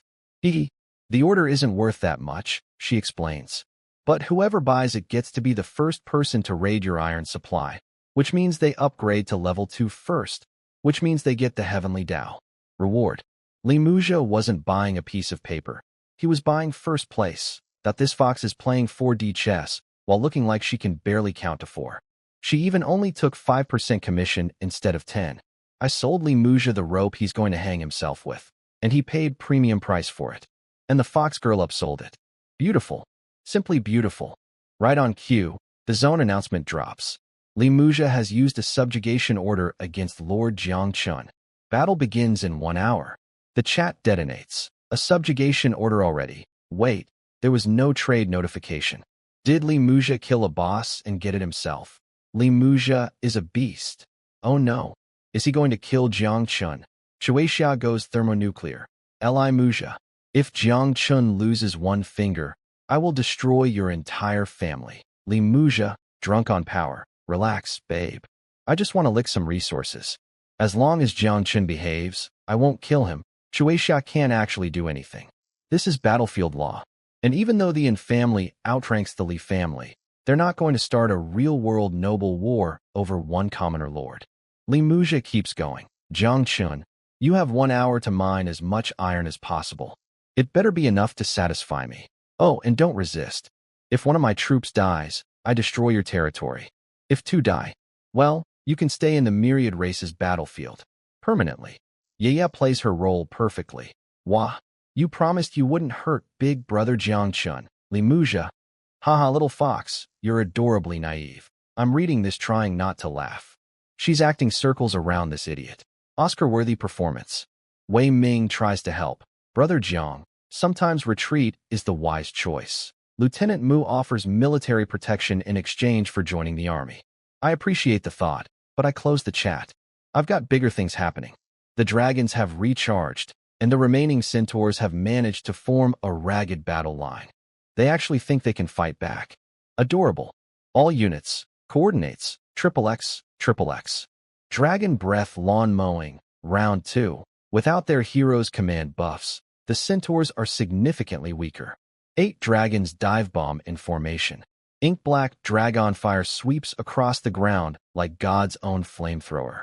Focus fire on one dragon. Kill it. What the? These dragons know flanking tactics? They're covering each other. They're coming. Run.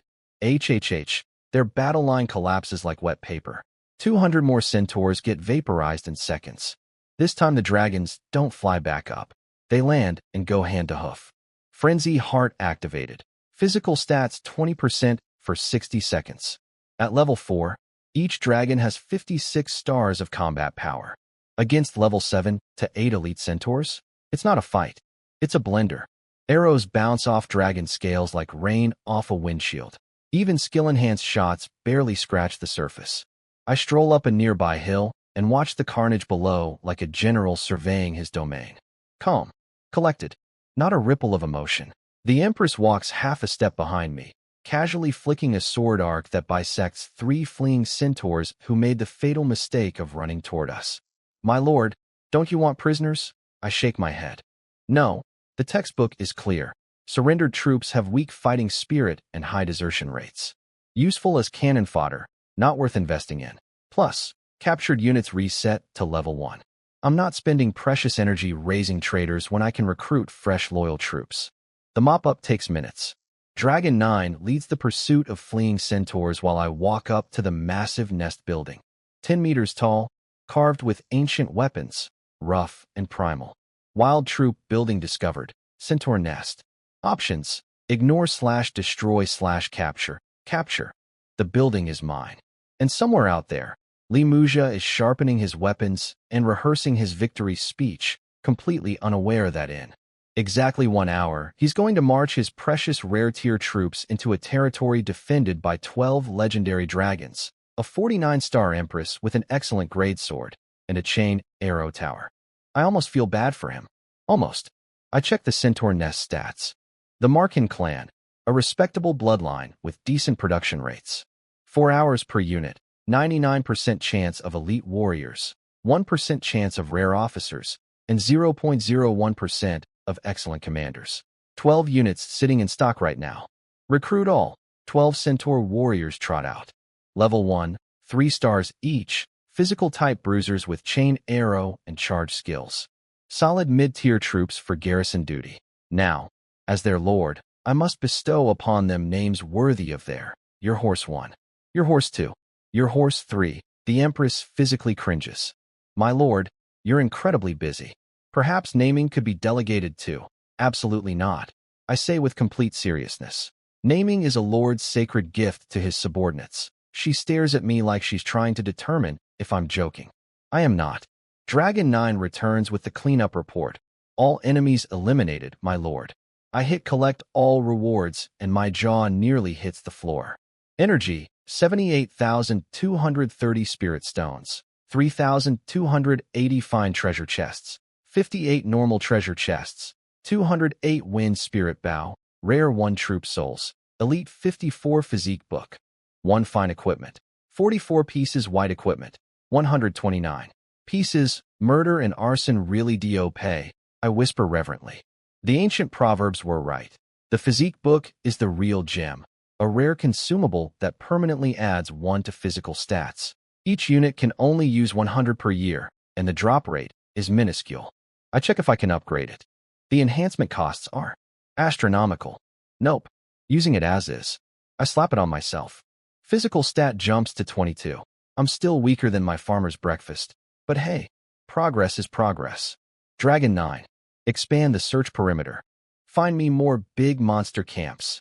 Yes, my lord. 8 dragons rocket into the sky. Back at the territory, I face a real problem. My domain keeps growing, resource points keep multiplying, and using legendary dragons as security guards is like using a Ferrari to deliver newspapers. I need middle management troops. Time to invest in the centaurs. The textbook says, quality over quantity.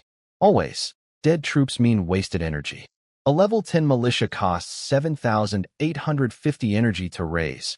If it dies, that's all gone. Better to have fewer elite troops than hordes of disposable ones. I pull out a troop soul, that glowing green orb, and check the upgrade menu. Rare troop soul, 1,000 spirit stones. Excellent troop soul, 10,000 spirit stones. Epic troop soul. Let's not look at that yet. Current spirit stones, 84,320. Horse 1. Front and center. Horse 1 gallops forward and drops to his front knees, trembling with anticipation. My lord. Horse 1 will be forever loyal. I press a rare troop soul to his forehead. Horse 1 promoted to rare quality. His body swells. Stats jump 30%. But I'm not done. Another rare soul. Star rating increased. Rare 2 star. Another. Star rating increased. Rare 3 star. Another. Promotion conditions met. Horse 1 has evolved to excellent quality. Total cost, 4,000 spirit stones and 4 elite troop souls. If any other lord knew you could get an excellent tier unit for 4,000 spirit stones, they would riot. People spend millions at auctions for this tier. Horse 1 flexes his newly bulging muscles. My lord, if I fought my old self, I could take on dozens of me. The other 11 centaurs are staring with eyes the size of dinner plates. Don't worry, boys. Santa Jiang is here for all of you. Next, keep the souls coming. 48,000 spirit stones and 48 troop souls later, all 12 centaurs are excellent quality. Purple tier. Each one a mini-boss in their own right, with a new skill, Savage Trample, added to their kit. My wallet just lost half its weight, but my army gained a professional garrison force. Worth every coin. Then my communicator starts screaming. Shueisha's avatar is flashing like a fire alarm. I pick up. She's panicking. Jiang Chun. Check the zone chat. Why? The subjugation order. Li Muja's attack starts in 2 minutes. Oh, right. That. Oh, what do you mean, OH? Don't tell me you forgot. I didn't forget exactly. I just didn't care. The Empress is level 4 now, pushing nearly 100 stars of combat power. Li Muja's troops are going to enter my territory and experience what scientists call rapid, unplanned disassembly. But Shueisha isn't done. That idiot is live-streaming the attack on the Zone channel. He's trying to publicly humiliate you. He's live-streaming. That costs 10 spirit stones per minute. This absolute clown is paying money to broadcast his own upcoming catastrophic defeat to the entire town. What a waste of spirit stones, I mutter. Li Muja is about to march his precious rare-tier soldiers into a territory guarded by 12 legendary dragons, a 100-star empress with an excellent sword, a chain arrow tower, and 12 freshly minted excellent centaurs. And he's filming it. This isn't a battle. This is a documentary. and the title is, Man Pays Premium Price to Get Destroyed on Camera.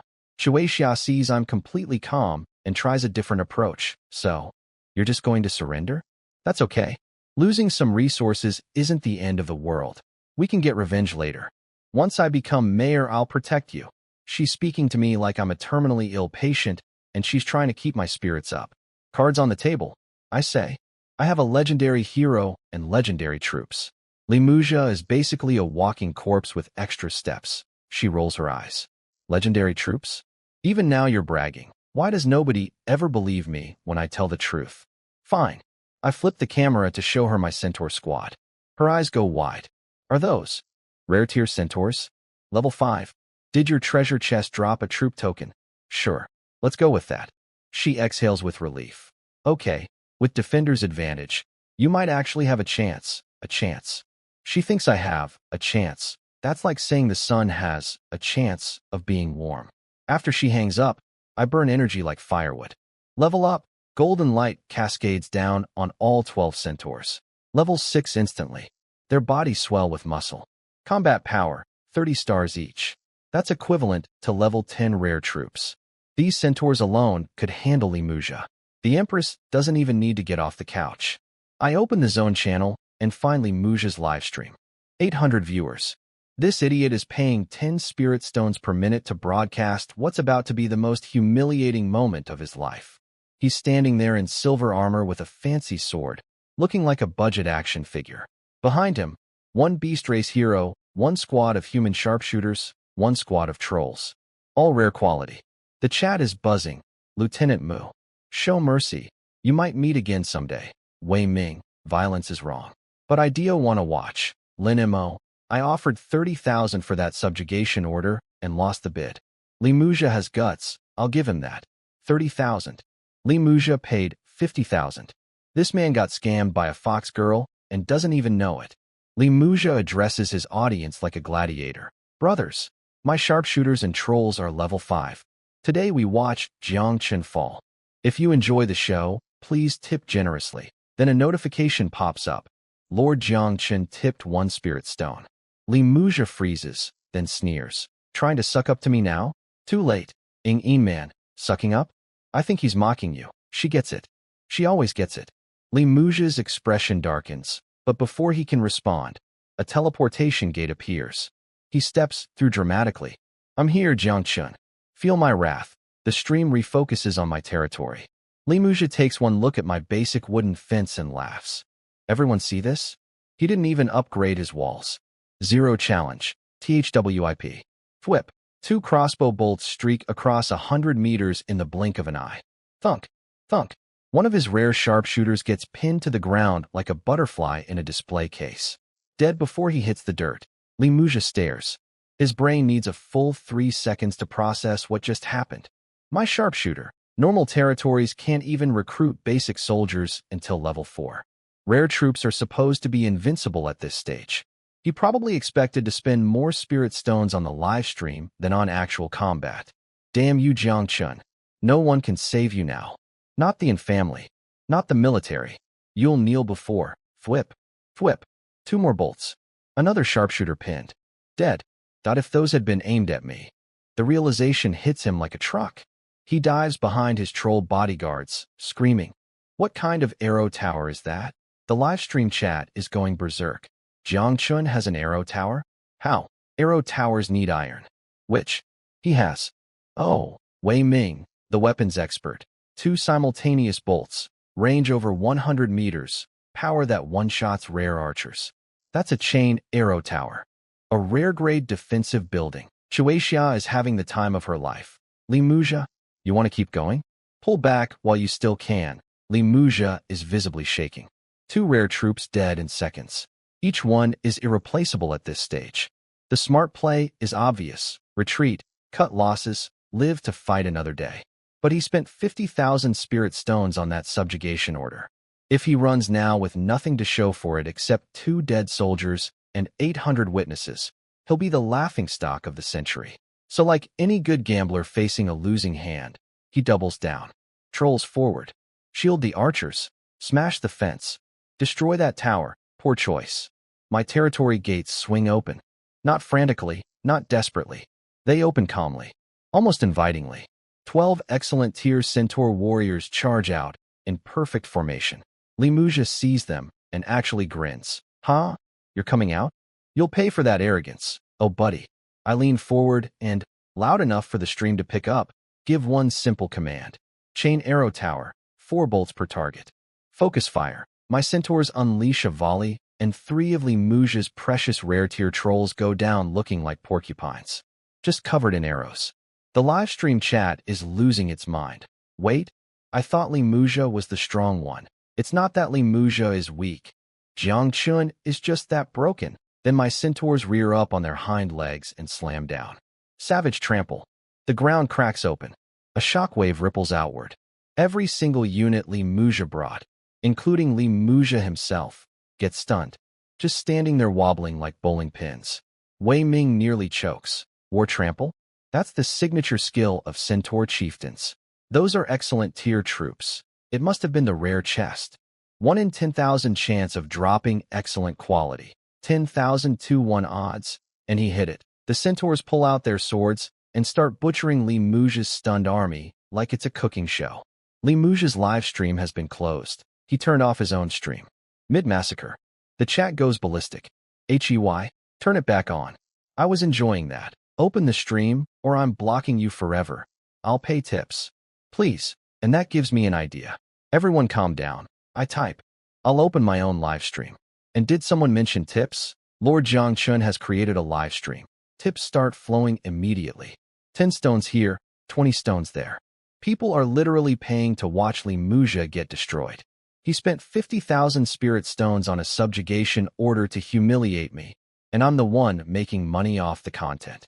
Limouja screams, Jiangchun, show some mercy. We can talk about this. Retreat. Everyone retreat. He turns around, and oops. For centaur chieftains are standing between him and the teleportation gate. Arms crossed. Grinning. No exit, buddy. His troops get cut down one by one. His hero. His remaining sharpshooters. All dead. Limouja collapses, clutching a severed arm. Horse 1 got a little enthusiastic, crying and begging. Big brother Jiangchun. We're all brothers from the same town. Let's talk. The live stream goes completely silent. 800 people watching a commoner lord standing over a noble family's heir, deciding whether he lives or dies. Every single viewer is thinking the same thing. Is this commoner actually going to kill a noble? Isn't he afraid of the Li family? Then Man breaks the silence. Too many rules in this world. How refreshing to see someone who actually follows through. This stream is worth tipping. Lord Man tipped 10,000 spirit stones. 10,000. How much money does this woman carry around? Limouja is blubbering on the ground. Big brother, I'll do anything. Kneel first. Then talk. He drops to his knees so fast he probably bruised them. I'll pay for my life. And my hero. And my troops. Name your price. Show me your balance. He's so scared he screenshots his entire Lord interface. No tricks. No hiding. Spirit stones. 328,710. 328,000. These noble families. How many commoners did they exploit to stack up this much wealth? Every single one of these trust fund babies is swimming in money, while people like me took student loans. Today, Robin Hood collects his due. I keep my face perfectly blank. That amount is barely enough to cover your life. Not your troops. I wave my hand. Horse 1 grins and leads the centaurs to execute Limouja's remaining hero and soldiers right in front of him. Limouja watches his army die. Tears streaming. Doesn't say a word. I'll transfer everything, he whispers. Just please keep your word. You're not important enough for me to break it. Lord Limouja transferred 328,710 spirit stones to you. He limps into the teleportation gate and disappears. The live stream chat erupts. Wei Ming, Brother Jiang is truly magnanimous. Chuixia. That's my classmate. Though honestly Limouja got off too easy. Linimo. Heh. Jiangchun talked tough, but still let him go. So much for being fearless. I smile. You're absolutely right, Linimo. I'm just a commoner. I'd never challenge a noble family. But if you want to visit my territory too, bring enough spirit stones for the admission fee. I close the stream before he can respond. The Empress walks up, pouting. Actually pouting. This interdimensional murder queen is sulking. My lord, they attacked our home. Why didn't you let me fight? Did you not see we were streaming? If I let you, a legendary hero, fight on camera, nobody will ever attack my territory again. And then how am I supposed to scam more rich kids out of their money? She blinks. But isn't defending your territory the point? The point is that every attacker is a walking ATM. I want them to come. I need them to think they can win.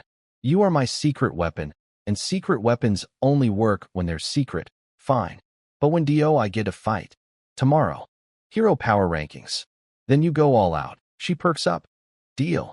Then she adds, but my lord, was letting him go for some spirit stones really worth it? I almost laugh. Him? A tiger? Please. What she doesn't understand is that my creation stone runs on spirit stones. 328,000 stones isn't pocket change. It's fuel. For upgrades, enhancements, transmutations. I could burn through 300 billion and still need more. Limuja didn't buy his freedom. He bought me my next power spike. Speaking of which, I pull out a spirit stone with a grin that could light up the whole territory. Upgrade path 2. High-grade spirit stone. Cost 1,000 spirit stones. Time to go shopping. I toss the high-grade spirit stone to the Empress like it's a piece of candy. Go train. Get your heavenly sound technique back to transcendent level. She stares at the stone radiating terrifying energy and practically drools. In my original world, a stone like this appears once every century. Wars are fought over them. I just threw one at her like a frisbee. Affection 2. Current, 90. Status, intimate. Comma, the Empress's affection has reached intimate. Perhaps your relationship can progress further. And just like that, her self-address changes from this subordinate to your humble concubine. She went from you're too weak to be my boss to your humble concubine in one day. The power of giving women expensive rocks transcends all dimensions. Meanwhile, 200 kilometers away, a conversation I'm not aware of is happening between Ing Man and her epic hero Meng Tian. Ing Man apparently watched my livestream and was impressed enough to suggest making me her vassal lord. But Meng Tian, the 1,000-year-old strategic genius, shut that down hard. The Qin Emperor has great expectations for you, Your Highness. You need to fight through 4 heaven wars and return to the 3rd heaven. Jiang Chun is talented, but he's destined to be a regional power at best. You two are from different worlds. Ing Man tried pulling the ultimate card, but Zhu Yuanzhang started with literally just a bowl. Meng Tian's response. In tens of thousands of years, there's been one Zhu Yuanzhang. Every mayor uses his story to motivate rookies. That's not inspiration. That's toxic chicken soup. Cold. But fair. Meng Tian also thinks they can match my level 2 upgrade speed because they have epic tier farmers. Which is cute. Because I just typed. Upgrade TO level 2. Cost. Refined wood times 1, 000. Refined stone times 2, 000. Refined iron times 1, 000. Timer. 2 hours. Or instant for 1,200 spirit stones. Normally I'd wait, but Ing Man gives me the creeps. That girl is way too capable. Instant complete. Level 2 Lord's Hall achieved. Unlocked. Archery range, crystal mine. Territory expanded to 10,000 square meters. I upgraded so fast the Heavenly Tao hasn't even announced the level 2 rewards yet. I literally outpaced the system. The territory is now bigger than a soccer field. Fog of War pushes back even further. But upgrading this fast has created problems. My infrastructure is a mess. Not enough buildings, not enough refined resources, and my food supply is getting dangerously low. I check my balance. 372,100 spirit stones. Student loan orphan turned borderline oligarch in one day. I buy 10,000 units of food from the trading post for 5,000 stones. Upgrade all houses to level 2 for more population capacity. I need farmers farming, miners mining, lumberjacks lumberjacking. Oh, and I discovered a painful truth about the creation stone. Upgrading resources takes time. I spent nearly an hour manually upgrading 2,000 units of materials. My finger is cramping. This is basically clicking a cookie clicker, except each click costs spirit stones, and my future depends on it. Upgrading resources by hand is not a long-term strategy. I mutter, flexing my aching fingers. The sun is setting. I tell my citizens to cook dinner. Then turn to the real entertainment of the evening. Loot boxes. Hundreds of them. 58 fine chests. 208 normal chests. Normal chests only drop resources and white-grade junk. But fine chests can occasionally drop blueprints. And blueprints are game changers. So naturally, I upgrade all 208 normal chests to fine quality. Cost, 100 spirit stones each. Total, 20,800 spirit stones. The ground around me is now literally carpeted in glowing green treasure chests. It looks like Christmas morning at a dragon's house. I crack my knuckles. Come on, blueprints. Papa needs blueprints. Opens chest, refined with times 50. Okay. Opens chest, bad luck. A cloud of poison gas shoots out. I dodge just in time. Excuse me? Chests can be booby-trapped? Opens chest, 30 spirit stones. I just paid 100 to upgrade this. That's a 70% loss. 30 chests in. Best pull, resources. My luck is atrocious. I stop. I think. I look at the Empress sitting nearby, meditating peacefully. Hey, Empress. Come here. She appears instantly. Yes, my lord. I point at the ocean of treasure chests. Open a few. She opens one. Blueprint, arrow tower. She opens two. Great fortune. Rare equipment. Refined steel armor. She opens three. Blueprint, farmland. 3 chests. 2 blueprints and a rare armor. With a lucky streak prop. I opened 30 and got poison gas and pocket change. She looks at me innocently. Was that enough, my lord? I take a deep, calming breath. I channel every ounce of my 2 lifetime composure. I speak with perfect tranquility. I am very busy with important lord duties. From now on, opening treasure chests is your responsibility. She nods, completely unaware she just became my designated lucky charm. My professional loot goblin. My chief box opening officer. Some people are born leaders. Some are born warriors. The Empress was born to open MY treasure chests, and she doesn't even know it. The Empress opens nearly 300 fine chests, and her luck is disgusting. Blueprints, rare armor, troop souls, a hero soul, a skill book called Torrent Palm, that at high levels lets you control a target's body fluids. I'm not going to think too hard about that. And 7 total blueprints, including farmland and a kitchen. Meanwhile, MY30 chests gave me poison gas and disappointment. She looks at me with that knowing smirk. My lord, did you make me your designated box opener because your hands are cursed? That is not how you speak to your lord. She giggles, full body, flower shaking, palace gown barely containing giggle. Oh my, I accidentally guessed my lord's secret. How terribly rude of your humble concubine. Ever since hitting 90 affection, she's been doing this. Ice Queen in front of everyone else. Flirty little menace in front of me. The character development is real. Anyway, I have plans tonight. I take 4 arrow tower blueprints and upgrade each one to Tower of Heaven's Wrath. Cost, 20,000 spirit stones each. Then I upgrade all 4 to level 2. Total investment, 140,000 spirit stones. Was it worth it? Let me show you. Tower of Heaven's Wrath level 2 power, 72 stars fire rate. Every 2 seconds range, 300 meters skills, explosive arrow. Fury of the burning sky. These towers are 10 meters tall, carved with glowing red runes, with a meter-wide ball of seething red energy trapped in the crown.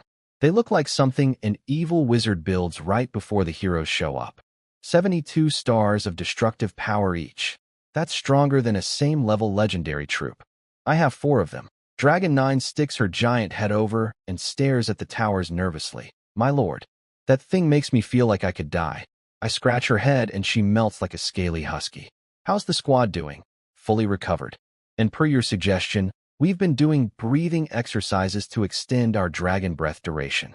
Aiming for 20 seconds next time. My dragons are doing cardio. Legendary war beasts practicing their lung capacity like they're training for a swimming meet. I love them. I recalled all 12 dragons at nightfall, even leaving resource points unguarded. Everyone needs sleep, especially for what's coming. The Empress materializes beside me, yawning. My most esteemed lord, it's late. Are we fighting tonight? Yes. And it's going to be brutal. Her eyes light up like a kid on Christmas morning. Then I check her stats and nearly fall over. Empress, legendary, level 4 heavenly sound technique. Proficient expert combat power, 107 stars. You broke through to expert already? How? She lifts her chin smugly. I was at transcendent level before. Relearning it is easy. Plus, that high-grade spirit stone you gave me? Chef's kiss. 107 stars. At level 4. She was 26 stars this morning. She's quadrupled her combat power in a single day. If she keeps this up, being a little smug about it is fine. All right. Everything's ready. 4 towers of heaven's wrath. 12 legendary dragons. 12 excellent centaurs. 107-star empress. Time for the main event. I pull out the dark bait from the mysterious cottage. Then I look at the upgrade menu and take a deep breath. 100,000 spirit stones. Upgrade to advanced dark bait. Thank you, Limuja, you magnificent financial donor. Without your generous contribution, I could only afford the medium version. The upgraded bait radiates pure evil. It's like staring into a black hole that hates you personally. The Empress recoils. I have never seen anything so malevolent. I look away from it. Even I don't want to stare too long, and toss it into the air. Activate. The bait flares with dark energy. Then, crack. A bolt of lightning strikes from 1,000 meters up. But it's not normal lightning. It's black. Absolute, soul-crushing black lightning splitting the night sky. Dirty thunder means disaster, I mutter. Did it have to be this dramatic? Every lord within 50 miles is going to lose sleep tonight. More black lightning. Then the edges of the fog of war start tearing open. Spatial rifts form everywhere, and through each crack, pairs of crimson eyes peer into our world with hunger. SCRE, a squad of 4-meter wingspan 6-eyed black crows bursts through the first rift. Rare tier monsters, level 8. Good. Stronger monsters equals more loot. Then more rifts open. Dark rangers, phantom mages, greater ghosts, evil eyes, all rare quality or above, pouring through like a dam broke in the nightmare dimension. And then, at the back of the dark army, riding a nightmare steed, radiating pressure so thick it's almost visible. I suck in a breath. An epic rank terror duke. 5-star epic. This isn't a monster wave. This is a boss raid. And I paid for it to come to MY house. On purpose. In the middle of the night. Somewhere out there, 800 lords are watching black lightning tear the sky apart and wondering what in the absolute hell is happening at my territory. Good question. The answer is profit. Across the zone, lords are having the worst night of their lives. 30 kilometers away, Wei Ming literally jumps out of bed like a startled cat. What is that sound? He looks out his window and sees black lightning tearing across the sky above the fog of war. Black lightning. Dirty thunder. Is it a divine beast being born? A treasure appearing? A dark invasion? Then he starts ranting about how unfair life is. Jiang Chun gets spirit rice, refined iron, excellent troops from a lucky chest. That guy could make the goddess of luck call him daddy. Meanwhile, I'm here trying to get some sleep before attacking a goblin camp tomorrow. Why is MY life so hard? 100 kilometers away, Ing Man gets excited. Monsters. Should we go steal the kill? Meng Tian rolls her eyes so hard they nearly fall out. Your Highness, that's 100 kilometers away. By the time we arrive, the cucumber salad will be cold. Then she adds ominously, some poor soul is near that mess. Watch, the heavenly Tao will probably announce a lord's death any second now. Oh Meng Tian, if only you knew that the poor soul is the one who ordered the delivery. Back at my territory, I check the boss's stats. Terror Duke Epic Quality. 5 stars level 10 combat power. 128 stars skills. 5-star epic. 1 more star, and this thing would evolve into a legendary Terror King. The nighttime effect on the advanced dark bait summoned something way beyond what I expected. But that's fine. That's great, actually. Bigger monster equals bigger payday. This one's mine, the Empress says, practically licking her lips. Sure, but first, clop, clop, clop. The Terror Duke rides out of his dark army on a nightmare horse, 3 meters tall, wearing blood-soaked armor, leaving trails of black flame with every hoof print. The other dark creatures, rare tier phantom mages, excellent tier dark rangers, all bow their heads as he passes. He stops, takes a deep dramatic breath, and starts monologuing, such rich dark essence. Intoxicating. As thanks, puny humans, I shall grant you a painless day. I am not listening to a villain speech from a monster I paid to show up. Towers. Fury of the burning sky. Focus fire. Now, boom. For beams of orange flame cross 100 meters of space and engulf the Terror Duke instantly. A dozen nearby dark creatures too close to ground zero get vaporized as collateral. The Empress stamps her foot. You said he was mine. Relax, he's not dead. Now he's yours. The flames clear and the Terror Duke staggers out looking like a burnt marshmallow. Wounded, furious, and screaming. Kill them all. I wave my hand. Full deployment. 12 black dragons take to the sky. Dragon Breath launch service, Midnight Edition. 12 excellent Centaur chieftains form a defensive perimeter around the territory. 4 Towers of Heaven's Wrath switch to explosive arrow mode since the big nuke is on cooldown. Each shot still one-shots any rare-tier dark creature. The Empress launches herself straight at the wounded Terror Duke like a heat-seeking missile. I, meanwhile, step backward into my lord's hall. Not because I'm scared, okay, a little because I'm scared, but because dark armies sometimes have shadow assassins. Invisible murder units that specifically target lords. Without a watchtower or true sight building, I can't detect stealth units. The Lord's Hall is indestructible until its durability hits 0. So I'm watching the battle from inside my panic room like a sensible person. The Terror Duke spots my dragons and his face goes from furious to greedy. Legendary black dragons. Level 4 juveniles. The Dark Lord smiles upon me. I've been needing a legendary mount before he can finish his shopping list. 9 sword beams of pure sonic energy cage him in. The Empress's voice cuts through the night. Cold as ice. You're a creature of darkness, yet you daydream in broad daylight. Heavenly sound 9 kills. Near perfection. Her strongest technique. 9 devastating sword strikes powered by sound itself. The Terror Duke screams and tries to break free, but he's too slow. More wounds rip across his body. From my command post, I quickly realize I was being too cautious. Yes, the Terror Duke has 128 stars of raw power. But the Empress has skills at near-perfection mastery. She's straight up bullying him, landing combo after combo, never letting him breathe. The rest of the battlefield is even more one-sided. The Dark Army is level 7 to 10, which sounds scary until you remember my dragons are walking war crimes. Even the 5-star excellent enemies cap at 50 stars. My dragons laugh at 50 stars. My combat log is scrolling so fast it's basically a stock ticker. Dragon 9 killed Dark Ranger. Excellent 2-star energy times 9, 600, Spirit Stones times 1, 650, excellent chest times 1. Dragon 1 killed Evil Eye. Excellent energy times 8, 000, Spirit Stones times 1, 450, Soul Book of Spirit times 1. In just a few minutes, I've racked up over 80,000 energy. That equals the entire Centaur nest slaughter from this afternoon. And we're not even done yet. The Empress needs 62,000 energy to hit level 6. I reach out to level her up mid-fight to end this faster. But then I see her face. She's having the time of her life. Eyes blazing, swords singing, grinning like a maniac while trading blows with a 5-star epic monster. This is probably the first real fight she's had since arriving. Let her enjoy it. The battle's completely under control anyway. 1 minute later, the Terror Duke realizes his army is being annihilated and tries the classic villain move. You forced my hand. Witness my true POW. The Empress gets excited. Ooh, you have a final form. Nope. He's running. The coward faked a power-up speech and bolted for the spatial rift. But I planned for this.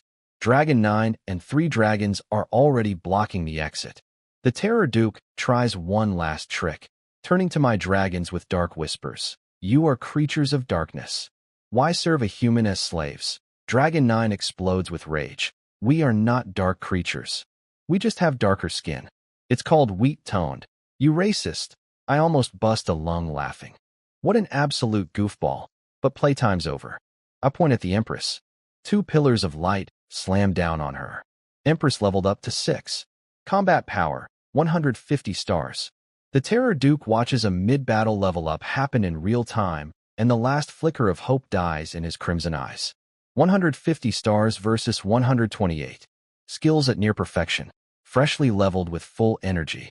This isn't a boss fight anymore. It's an execution. The Empress gets hit by the level-up mid-combo and instantly understands what I did. I let her fight for fun before boosting her to finish the job. She curtsies. Thank You for the consideration, my lord. The Terror Duke feels her new power level and goes full existential crisis. Where is your honor as a warrior? Heavenly Sound 9 kills. Her answer is violence. 150 stars versus a battered 128. The sword beams shred him and his nightmare horse into confetti. No, I refuse to accept this. Dude, you're a MOB. I mutter. Stop acting like you're the protagonist. Then the loot notification hits, and I physically scream. Terror Duke, epic, killed. Rewards. 180,000 energy, 20,000 spirit stones, epic treasure chest ×1, epic troop token ×1, phantom armor, epic, ×1, mid-grade physique book ×1, and epic troop token. Do you understand what this means? Troop tokens have the lowest drop rate in the entire game. Upgrading a normal token to epic via my creation stone costs 1 million spirit stones. And this one just fell out of a dead monster. The epic chest? Nice. The epic armor? Cool. The physique book that permanently gives 10 stats? Great. But none of them make my hands shake like this troop token does. I spent an entire afternoon just to get 12 excellent centaurs. An epic squad is on a completely different planet. Boss monsters near legendary tier really are walking treasure vaults. I whisper reverently. But the battle isn't over. The remaining dark creatures are trying to FLE. Nope. Every single one of them is at least rare quality. Out in the wild, each one would be a mini-boss. I'm not letting a single drop of experience escape. Empress. Full power. Let nothing escape. She draws the crimson holy word and swings. Shing. A crescent of crimson sword energy sweeps across the battlefield like a scythe through wheat. 15 dark creatures get bisected at the waist in one stroke. Blood Arc. The built-in skill of the crimson holy word. Not as strong as 9 kills for single targets, but for crowd control, beautiful. The dark army panics. Run. This woman is a demon. This is a level 2 lord? Human rookies are terrifying. Our dark dimension rookies are so much gentler. Even my own dragons look slightly scared of her. Dragon 9 whispers. That human woman is vicious. Every sword swing deletes a monster. At 150 stars versus sub 50 star creatures, it's not a battle, it's a blender. The Empress finishes her sweep, closes her eyes, senses the battlefield, then speaks softly. My lord, your humble concubine has completed her mission. All invaders have been eliminated. I walk over and brush a stray hair from her face. You did great. Well done. The woman who just solo murdered an army gets flustered by a hair touch. Don't. Everyone's watching. I laugh and hand her 10 high-grade spirit stones as a bonus. She practically glows. With these, my heavenly sound technique will reach perfection soon. Dragon 9 immediately shoves her massive scaly face between us. My lord. Little 9 worked very hard too. I pat her head. She waits. And waits. That's IT? Just a head PAT? The Empress gets spirit stones and I get a head PAT. What would you even do with spirit stones? You can't cultivate with them. You just hoard them because they're shiny. She pouts. Actually pouts. A 4-meter legendary dragon pouting because she didn't get sparkly rocks. Dragons and their magpie instincts, I swear. The battle report drops. Enemies killed. 308 rare. 24 excellent. 1 epic casualties. 0 time. 11 minutes 26 seconds rating. B. The rating reward is decent. 2,000 spirit stones. 20,000 energy. 2 fine chests. But honestly, I've been spoiled. B rank after an A rank opener feels like getting a silver medal. But the real haul? 1 click collect. Energy. 534,800 spirit stones. 63,800, 2,534,000 energy. On top of the 80,000 I collected during the fight. That's over 600,000 energy in one night. Now the boss drops. Let me admire them one by one. Phantom Armor, Epic, Level 10 stats. Physical 15, Spirit 15, Soul 10, Load -10 skills. Fear Bite, Control, Phantom Guard, Defense, Ghost Walk, Invisibility, 3 skills. Control, Defense, and Stealth. This is mine. Yes, I don't fight, but I also don't want to die. Ghost Walk alone makes me nearly unassassinable. Mid-grade physique book, 10 physical permanently. I slap it on myself. My physical stat jumps by 10. I went from Old ladies doing calisthenics. 2. Actually somewhat survivable from the regular monsters. 1 more attribute book. 3 excellent chests. 22 rare chests. 2 excellent troop souls. 24 rare troop souls. 18 rare equipment pieces. I yawn. It's midnight. I've been going nonstop since dawn. But before bed, I pull out the epic troop token. There's an unconfirmed rumor on the Lord forums. Tokens dropped by powerful monsters tend to produce stronger units. Nobody's proven it, but the theory has been around forever. Please be something amazing. I activate the token. It dissolves into light and forms a portal hovering in midair. Everyone gathers around. The Empress, the dragons, even the centaurs. All of us staring at the glowing gate, holding our breath. What's going to walk out of that portal? Golden light fills the portal and out steps a woman. A tall, golden-armored, dual-wielding, lightning-crackling warrior woman. Then another one. And another. 12 of them. They're all stunning. Gold skin-tight armor that makes supermodels from my previous life look like they skipped leg day. Each one carries twin golden short spears with actual lightning dancing on the tips. The leader, a red-haired warrior, steps forward and thumps her fist against her chest. Goddess Warrior Commander Cynthia, reporting to the Lord. Wait. You have names? Even my legendary dragons didn't come with names. These epic troops arrived pre-named like action figures with deluxe packaging. Cynthia nods. We are an immortal race, my lord. We have existed for 10,000 years. We willingly sacrificed our eternal lives and power to answer your summon, seeking hope for our race's future. 10,000-year-old immortal warriors who gave up eternal life to serve me. That's actually kind of heavy. But more importantly, I spot an opportunity. You know, I say casually, I'm told I have quite a gift for naming. Perhaps I could bestow upon you something more. The Empress cuts in. Dragon 1 and Dragon 2 would probably disagree about your gift. Cynthia glances at my dragons, instantly understands the horror that awaits her, and goes ramrod straight. Our names have served us for 10 millennia. We wouldn't dream of troubling our lord. I glare at the Empress. You ruined this for me.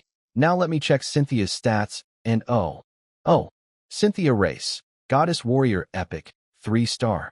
Level 1 Physical, 22, 8, Spirit, 6, Soul, 6, Load, 6 Combat Power, 10 stars Skills, Thunder War Body, Spear, Mastery, Thunder Throw Innate Equipment, Thunder Divine Spear, Thunder Divine Armor on paper, 10 stars doesn't sound impressive. But look at that physical stat, 22 points at level 1. She's dumped everything into raw physical power, just like the legendary golden behemoths who are famous for ripping dragons apart with their bare hands. In any RPG, min-maxed characters destroy balanced ones at the same power level. 3 physical combat skills, extreme stat allocation, and built-in equipment that can't be lost. In melee combat, these goddess warriors could match my dragons pound for pound. The other 11 are 2-star epics. Still incredible. Level everyone up, golden light rains down. All 12 goddess warriors hit level 5. Cost, 226,300 energy. Then I boost all 12 dragons to level 5 too. Another 156,000 energy. Over 380,000 energy gone in seconds.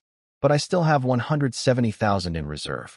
I'll figure out distribution tomorrow based on what happens. I yawn so hard my jaw cracks. Everyone did great today. Get some rest. I head toward my lord's hall. But behind me, Cynthia turns to her squad with burning intensity.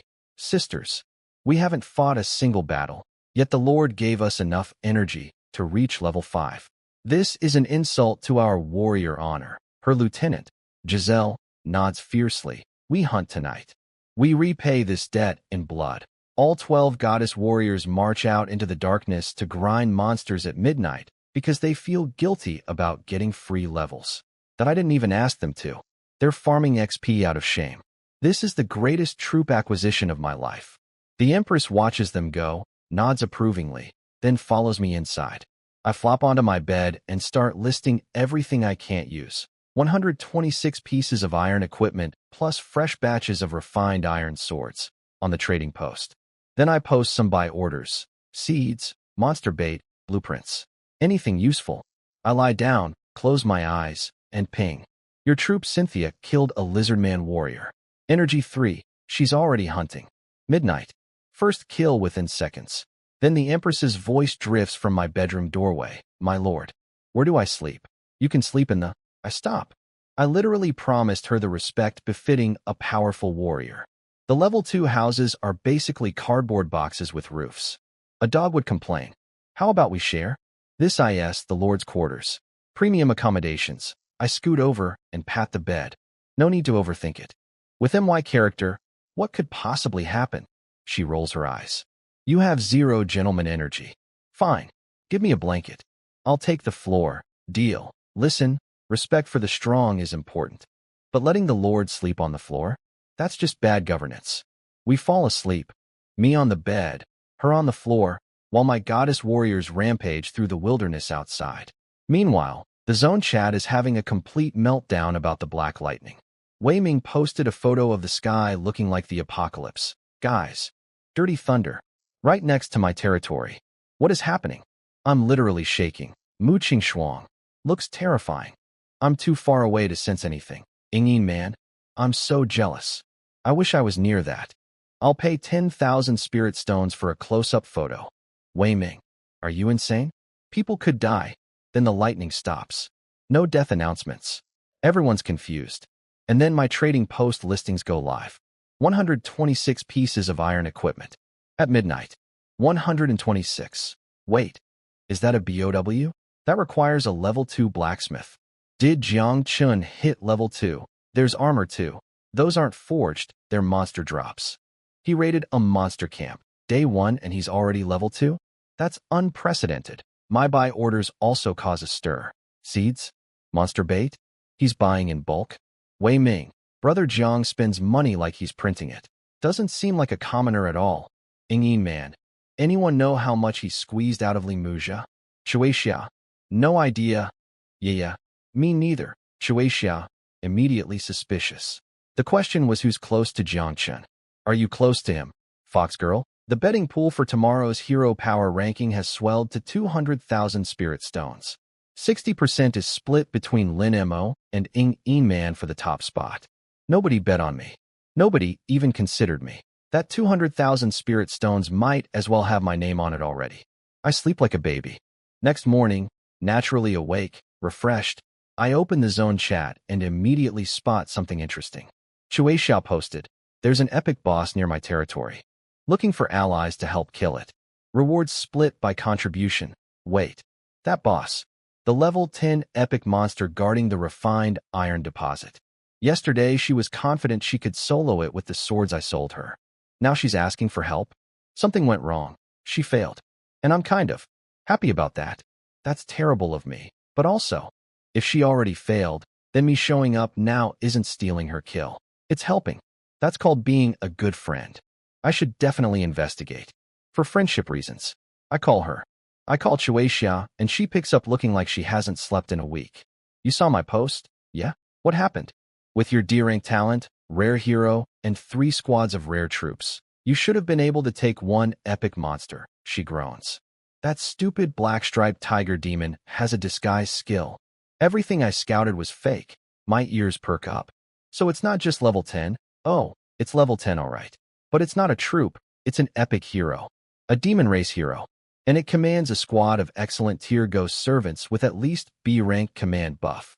B-rank command means 30% to all stats for its minions. That's a massive difference from what she expected.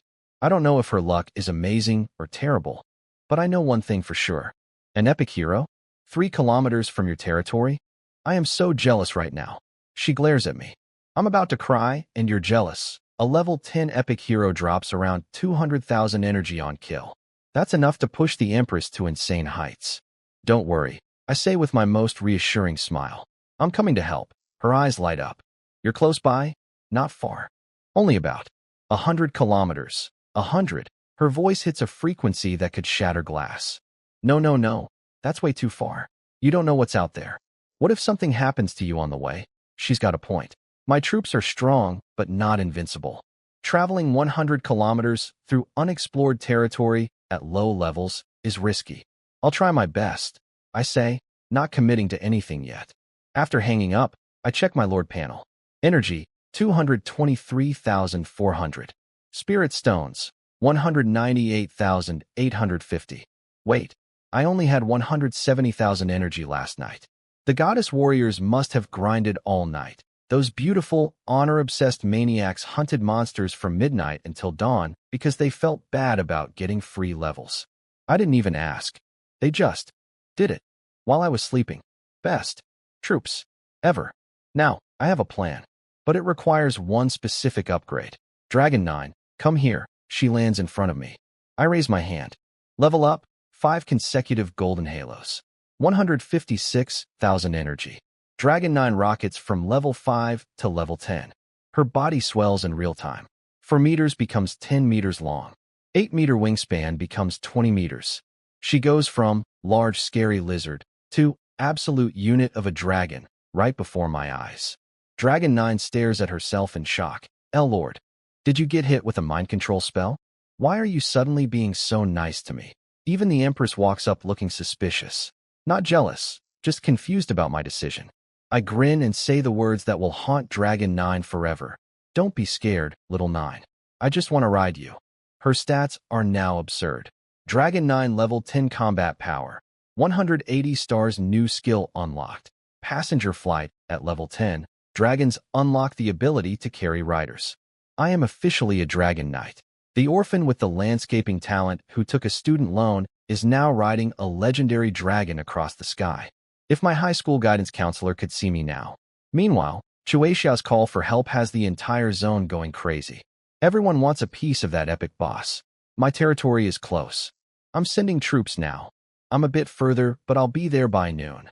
Why am I 200 kilometers away? This isn't fair. Li Muzha, the man I literally de-armed and robbed yesterday, crawls out of the woodwork. Chuexia, if only Jiang Chun hadn't destroyed all my troops, I would cross mountains and rivers to help you, even with one arm. Ingyin man, I was eating breakfast, and that message almost made me vomit. Same. Ingyin man. Same. Then a surprise player enters. Lin Mo, I have this. He posts an item.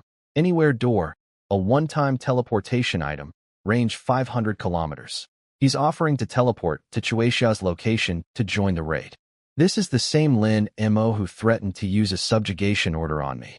But for a shot at an epic boss kill, he'll swallow his pride, smile, and play nice. An anywhere door costs as much as a rare troop token. He's burning a fortune just for the chance to participate. The allure of epic loot makes people do crazy things. Chuexia, being a smart, noble family daughter, accepts. Welcome aboard, Senior Lin Mo. Rally time set, 11:30 a.m. Hero Power Rankings announcement, 12 o'clock noon. 30 minutes apart. How convenient. I close the chat and calculate travel time. At a level 10 dragon's flying speed, 100 kilometers is nothing. I have hours to spare. Perfect. Open treasure chests, eat breakfast, mount dragon, fly to boss fight. Arrive looking impossibly cool, steal MVP while everyone watches, then check hero rankings and collect my free excellent chest. Today's schedule is packed with winning. Time for loot boxes. I lay everything out on the ground, including that gorgeous epic chest, and gesture at the Empress. This menial task is beneath me. You do it, she laughs but obeys. Because at 90 affection, she does that now. First chest, the epic one. Dragon Fong rice times 100. My eyes go wide. Dragon Fong rice is an epic tier superfood. Long-term consumption massively boosts stats and has a chance to trigger troop star upgrades. The lower the troop's current tier, the higher the upgrade chance. According to the textbook, legendary units barely benefit from the star-up effect. But for my epic goddess warriors, this is basically steroids in rice form. Each grain is 3 feet long, shaped like a massive crystal radish, weighs over 100 kilograms, and makes a sound like struck jade when you tap it. 100 grains equals 10 tons of magical super rice. The excellent chest drops, and anywhere door, the same teleportation item Lin Mo just flexed in chat. Except I got mine for free from a treasure chest. Life is good. Breakfast is Dragon Fong rice, I announce. Dragon 9 is drooling so hard there's practically a puddle forming. Lord, I want some. Didn't you just trash talk divine dragons? What's so great about mythic tier, you said. So don't eat it then. That was a slip of the tongue. Lord, Please, your humble dragon begs forgiveness. We cook the rice into porridge and oh, my God, the aroma alone could wake the dead.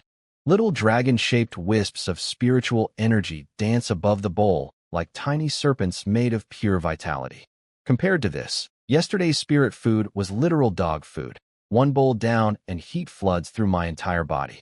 You consume dragon fong rice. Physical 2, spirit 1. More? Another bowl. I call back the goddess warriors from their all-night grind session. They show up looking like they just ran a marathon through hell. Dusty, tired, but still unreasonably gorgeous. Cynthia sees the dragon fong rice and freezes. My lord, this food is far too precious. We don't deserve. Lieutenant Giselle swallows hard. Great. We haven't even repaid yesterday's debt, and now he's putting us deeper in the hole. These women are going to work themselves to death out of honor debt guilt. I love them. Eat up. I need you fighting after this. Breakfast done. I climb onto Dragon 9's back with the Empress, Cynthia, and Giselle. For passengers, the maximum for the passenger flight skill. Let's ride. Dragon 9 launches into the sky, and I am officially a dragon rider. Wind in my hair, clouds beneath my feet, legendary dragon between my legs. The orphan with the calisthenics martial art is flying to a boss raid on Dragonback.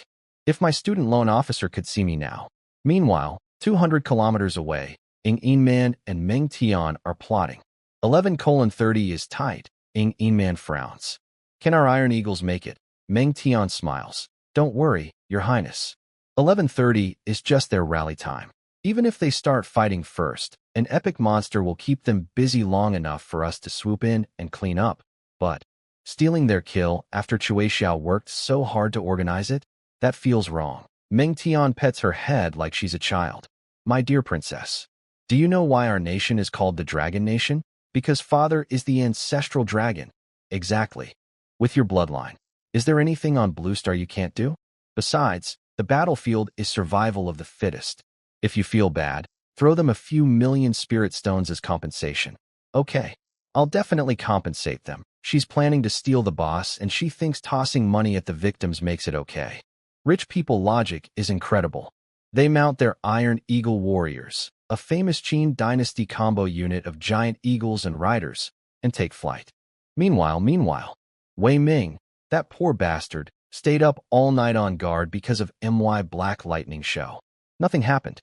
0 attacks. He didn't sleep a single minute for absolutely no reason.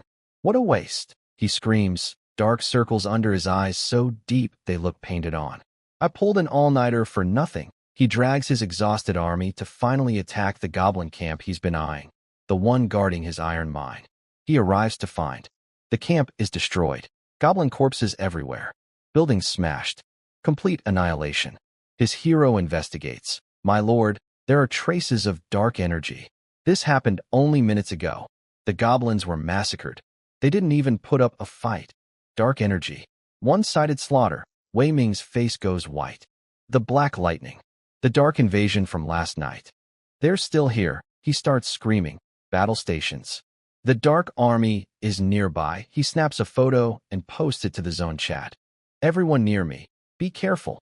The Dark Invaders from last night did this. This is not a drill. I repeat, not a drill. I'm reading this on Dragon 9's back, mid-flight, scrolling through chat, and I suddenly choke. That photo. Those burned goblin corpses. That camp. That's my handiwork. From like 15 minutes ago. We flew over that camp on the way to Chuexia's territory, and I thought, hey, free energy, and told Dragon 9 to casually carpet bomb it with a few dragon breaths. Took maybe 30 seconds. Didn't even land. And now Wei Ming thinks a dark army is invading the zone. Because my dragon breathes black fire. Because my dragons are called black dragons. Because they left dark energy residue. How am I the dark invasion? Dragon 9 glances back at me. To be fair, my lord, our breath is literally called dark breath. Shut up and fly faster. Wei Ming's photo of the destroyed goblin camp has everyone in the area terrified. Lords are locking doors, forming defensive perimeters, praying to every god they know.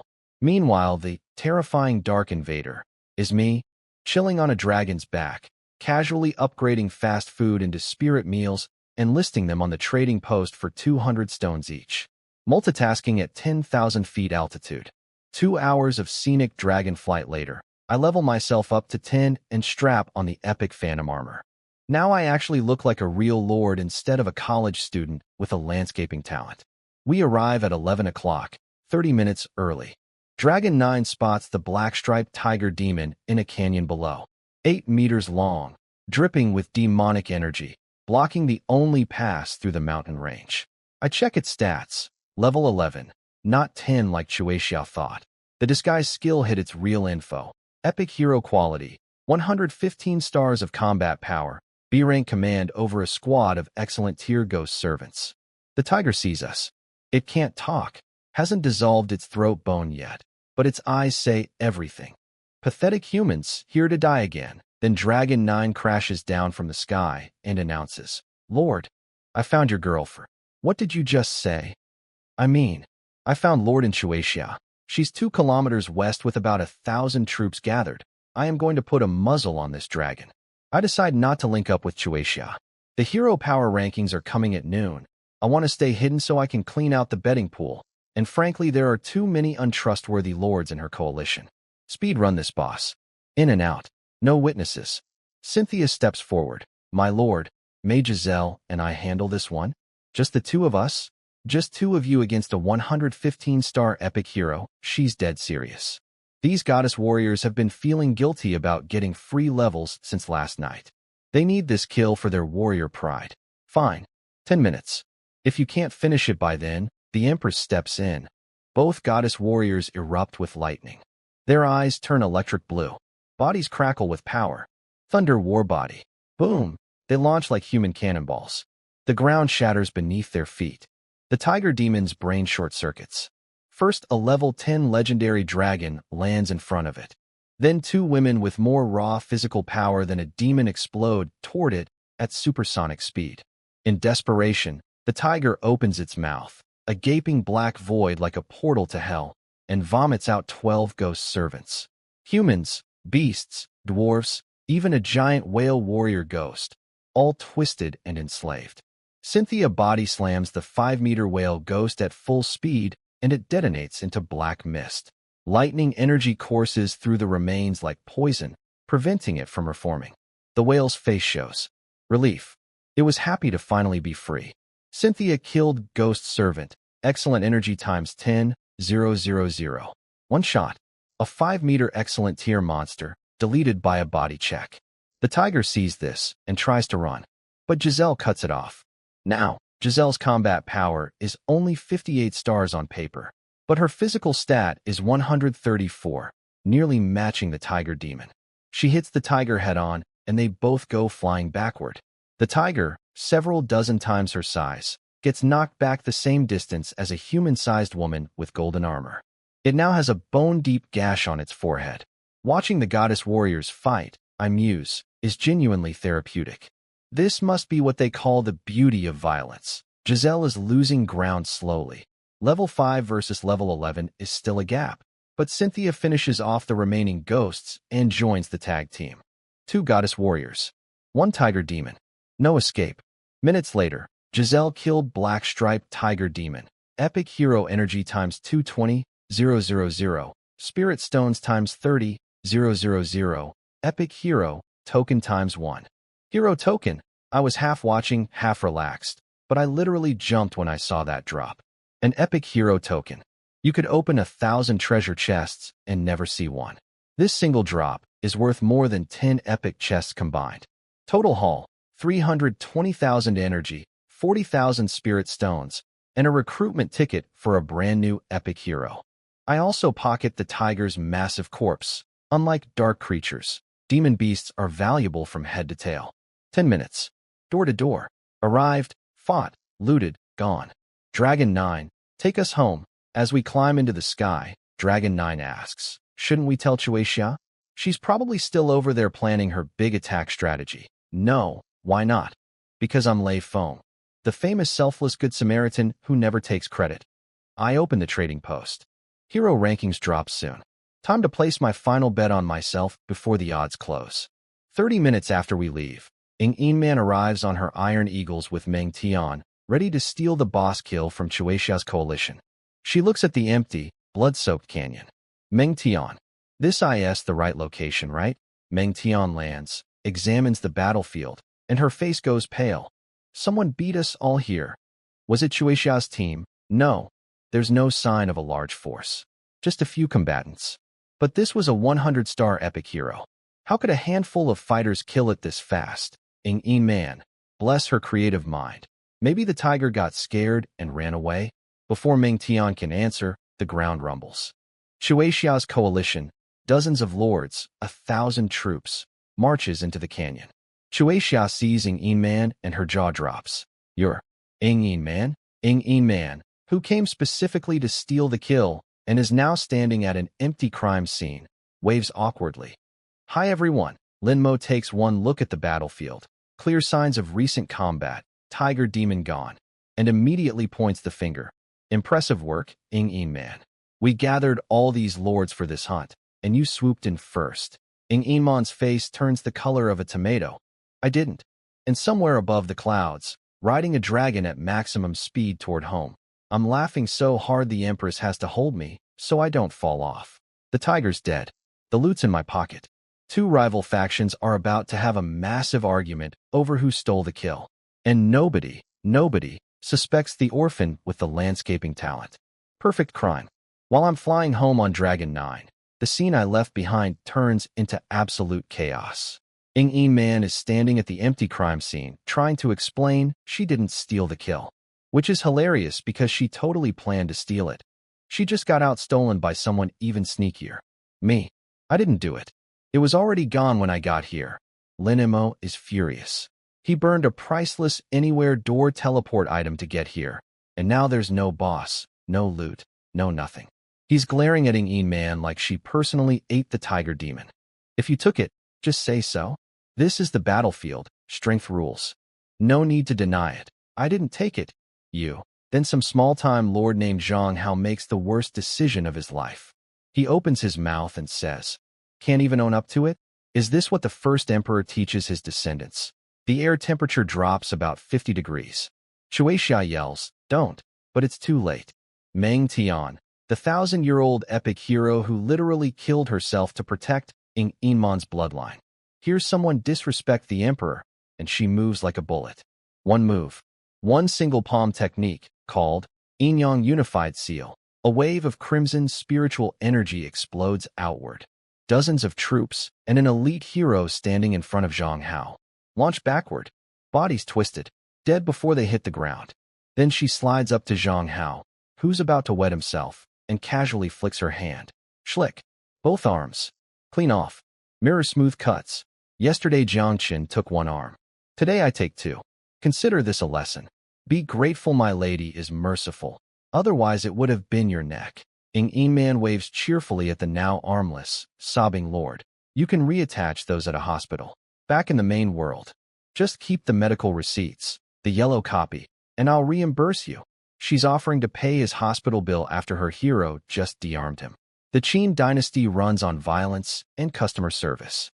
Zhang Hao, shaking and bleeding, screams at nobody in particular. Jiang Chun, this is your fault. Why do you have to start the arm-cutting trend? Shueisha, how is this Jiang Chen's fault? But nobody cares about Zhang Hao anymore. Because someone just realized something much more important. Wait, the hero power rankings. They announce in less than 30 minutes. The betting pool locks in a few minutes. Hurry. Every single lord present watched Meng Tian one-shot dozens of troops with a single technique. The math is obvious. Whatever hero Lin Mo has, whatever anyone else has, it doesn't matter. Yin Man's hero is clearly in a league of her own. The battlefield transforms from a tense standoff into a stock exchange. All in on Yin Man. I brought 50,000 spirit stones. Everything on Yin Man. Even Zhang Hao, both arms missing, bleeding everywhere, is frantically trying to place his bet on Yin Man before the pool locks. Pain is temporary. Compound interest is forever. The epic boss, completely forgotten. The arms on the ground. Who cares? Money is on the line. Lin Mo looks like he's going to be sick. He bet 200,000 on himself. He has a purple excellent hero, which he thought was enough for first place. But Meng Tian just demonstrated epic or higher level power in front of everyone. He starts panic calling people. Wei Ming, on the honor of the Lin family, can I borrow 100,000 spirit stones? He's going to dump everything on Ing Man to hedge his catastrophic loss. Borrowing money from friends to cover a gambling mistake. We've all been there, Lin Mo. We've all been there. The betting pool locks. Final tally. Ing Man's odds settle at 28% return. Not huge, but everyone treats it like a guaranteed bank deposit. 28% guaranteed returns. Better than any savings account. Thank you, Zhang Hao, for getting your arms cut off. Without you, we never would have seen that hero's power in time. Zhang Hao, bleeding. Then someone notices something in the betting ledger and starts howling with laughter. Ha! Someone bet 10,100 spirit stones on Jiang Chun. Is that him? Did he bet on himself? Poor delusional fool. Information isolation breeds false confidence. Even without Ing Man, he'd have no chance against Lin Mo's excellent hero, Lin Mo. Sneers. Even if I'm going down, at least I can laugh at that idiot. He publicly admits his hero is excellent tier. That's why I bet 200,000 on myself. I'm not stupid. Well, I wasn't stupid until Ing Man showed up. Someone whispers, if Lin Mo's excellent hero isn't enough, then Ing Man's hero must be epic. The realization ripples through the crowd like a shockwave. Meanwhile, on Dragon 9's back, I'm gripping her scales so hard my knuckles are white. Not from fear, but from pure excitement. I knew there'd be a last-minute flood of money into the pool. But this much? The total betting pool is now in the millions. And almost all of it is on Ing Man. My 10,000 spirit stones on myself? If I win, when I win, I take virtually the entire pool. Millions of spirit stones. From one bet. The ROI on this is going to be astronomical. But wait, I bet 10,000 on myself, and the ledger shows 10,100 on my name. Who bet the other 100? My communicator buzzes. A friend request. Somewhere out there, someone put 100 spirit stones on the orphan with the landscaping talent. And I have a strong feeling I know exactly which little fox that was. It's Chuexia who messaged me. Not the fox, Chuexia. Jiang Chun, I can't video call. I'm organizing the boss raid army. Totally understand. I also can't video call because I'm currently riding a dragon at cruising altitude, but sure. Let's both pretend we're busy with normal things. Did you really bet 10,000 spirit stones on yourself for the hero rankings? Yep. I don't want to crush your dreams, but your money might be gone. Then she tells me what happened after I left. Ing Man showed up to steal the boss. The boss was already gone. You're welcome. Everyone assumed Ing Man took it. Some idiot insulted the first emperor. Meng Tian, Ing Man's hero, one-shot dozens of troops and sliced off the guy's arms. Mass panic. Then mass gambling. Her hero is at least excellent tier. Maybe epic, Chuexia says. Everyone dumped everything on Ing Man. I put in 500,000 spirit stones myself. 28% guaranteed return. That's 140,000 free spirit stones. Pretty sweet, right? You bet 500,000? Yep. Why? No reason. She just bet 500,000 against me. Her own classmate. The guy she's been defending all day. And she sounds genuinely happy about it. I am going to win her 500,000 spirit stones. She's going to OWE me so many favors after this. Ing Man is definitely not a normal branch family member, I think. Probably a direct descendant.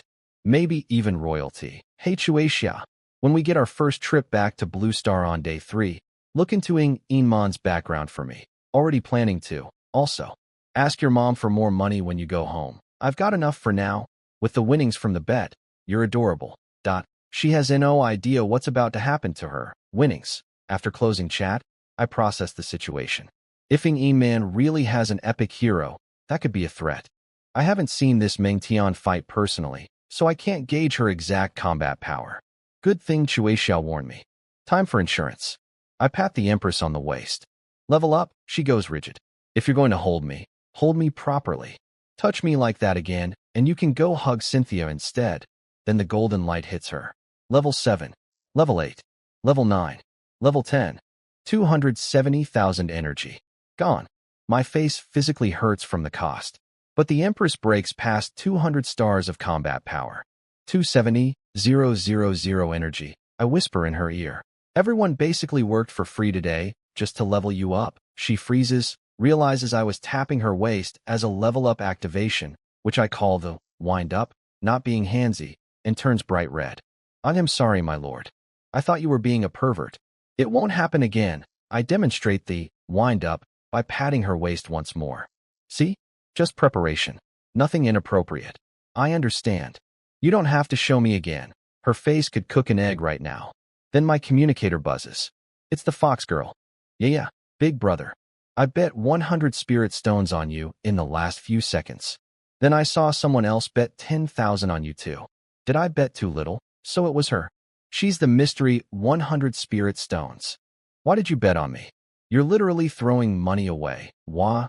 You're saying I did bet too little. I feel like I just missed out on a fortune. That you're actually not dumb, are you? Big brother, do you have an excellent hero? Is that why you're confident? Before I can answer, she switches gears at light speed. Wait, big brother, look at the chat. An epic hero appeared. Everyone's saying Ingmon's hero is insane. Then immediately, why did I bet on you? My 100 spirit stones are gone. Do you have any loyalty? If enemies invaded, you'd switch sides in a heartbeat. Humph. Yaya is 10 years old. That's an adult. Adults don't betray people. 10 years old. Yeah, real mature. The zone chat is now a war zone between the dozen lords who saw Meng Tian fight and bet on Man versus the hundreds who didn't and are in denial. You guys are just bragging. Linimo will win. He was confident enough to create the betting pool. Awkward silence from Linimo, who has secretly dumped everything, including 100,000 spirit stones borrowed from Wei Ming, onto Man. Wei Ming finds out and explodes. You borrowed my money to bet on your opponent? And you didn't even tell me the intel?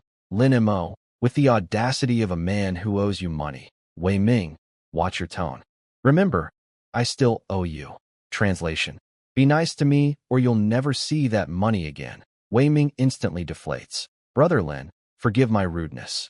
You're absolutely right. Debtors are kings. What is this world coming to? Lieutenant Mu, speaking for all of us. The countdown begins. Someone in chat starts posting numbers. 10, 9, 8. Even I'm getting nervous. Not because I might lose. I know I'll win. The Empress at 200 stars is untouchable. But the scale of the payout. We're talking about millions of spirit stones. My palms are sweating on Dragon 9 scales. 3, 2, 1. Now announcing the hero combat power rankings. The rankings don't drop all at once like a normal list. No. The Heavenly Tao learned showmanship from human variety shows. It goes from 100th place to first, one name per second, in giant golden letters floating across the sky above the fog of war. Thousands of years ago, they used to announce first place first. But the Heavenly Tao apparently watched too much reality TV and picked up the habit of building suspense. Someone in chat actually defends this. If the Tao showed first place first, nobody would watch the rest. Even cosmic entities need engagement metrics. Does the Heavenly Tao care about ratings? No. But if it announces rankings and nobody watches, it feels embarrassed. The Heavenly Tao has feelings about its content performance. I live in the strangest universe. 100th through 11th fly by in under 2 minutes. All fine chests and minor reputation. Then the top 10 starts, with dramatic pauses between each name. 10. Lord Wei Ming, Hero Eva. Rare chest, 20 reputation. Wei Ming. I have a rare hero, and I'm only 10th. How stacked is this town? 9. Lord Tushan Yaya, Hero Shinrue. Rare chest, 30 reputation. The fox girl is a big shot. She acts all cute and helpless, but she's been hiding a rare hero this whole time. Yeah. Why, I bet 100 spirit stones on myself too. I'm losing money everywhere. Me. How many people did you bet on? This fox hedged her bets across like 5 different candidates. She's not a gambler. She's a mutual fund. 8. Lord and Chuaxia. Chuaxia's in the top 10. Respectable for a rare hero. The top 10 rolls through. All big-name trust fund kids. No surprises. Until 3rd place. 3. Lord Lin Mo, Hero Garcia. Rare, chest 100 reputation. Dead silence. Then Lin Moscrems. 3rd? I'm 3rd. How am I 3rd? The man bet 200,000 spirit stones on himself. He has an excellent hero. He was certain he'd be first. or at worst second behind Ing Man. Third means there are 2 people above him. Our town has another hidden excellent hero. Who is it? Yaya pipes up. Maybe second place is Big Brother Jiang Chun. Lin Mo, don't be ridiculous. Ing Man plays it cool. 2 excellent heroes in 1 rookie town? Jiangnan province is impressive. The pause between third and second place stretches out. Everyone's holding their breath. Then the golden letters materialize. 2. Lord Ing Man, Hero Meng Tian. Rare chest 100 reputation. 10 seconds of absolute, deafening silence. Lin Mo breaks first. Impossible. I saw her hero fight. My excellent hero is nothing compared to hers. She can't be second. He can't. He's having a full mental breakdown. Half his money was on himself, the other half on Ing Man. He borrowed hundreds of thousands from friends. He's not just losing, he's going into debt. Every lord who bet on Ing Man simultaneously implodes. My spirit stones. My entire fortune. I'm going to die. The lords who bet on Lin Mo feel slightly better. They also lost everything. But at least they're not the smug jerks who were bragging about guaranteed 28% returns 10 minutes ago. Where's all that guaranteed income talk now? Small-time winners act like kings, huh? Then the real question hits everyone like a freight train. If Ing Man, with her hero who one-shots dozens of troops, is only second, then who the hell is first? Quick, check the Lord Registry. Any other surnames? Zhu, Li, Ing, even Eisenjoro. Actually, maybe skip Eisenjoro. Look how badly their Qing dynasty performed on the 7th heaven. Someone notices the name, Meng Tian, and goes, wait, isn't that the name of the legendary Qin general Meng Tian's sister? The one enshrined in the immortal Qin's Hall of Heroes. Are you insane? That Meng Tian is a legendary lord from the history books. Why would she become someone's hero? I'm just saying the names match. Wei Ming. Focus, people. Have we identified the first place lord yet? No. This is killing me. The gap between second and first is even longer. The heavenly Tao is milking this for all it's worth. Ing Man, showing why she's the classiest person in this town, explains. Everyone calm down and stop chatting. The heavenly Tao works like a program. The more we discuss, the longer it waits. It's giving us discussion time. She's not even upset about second place. An excellent chest? Whatever. I'm just curious. Meanwhile, I'm sitting on Dragon 9's back, watching the golden letters fade in the sky, heart pounding. The Empress at 200 stars. Meng Tian, an epic hero with thousands of years of combat experience, is second. My hero, my Empress, is about to be announced as number 1. In front of every single lord in Newbie Town 10086.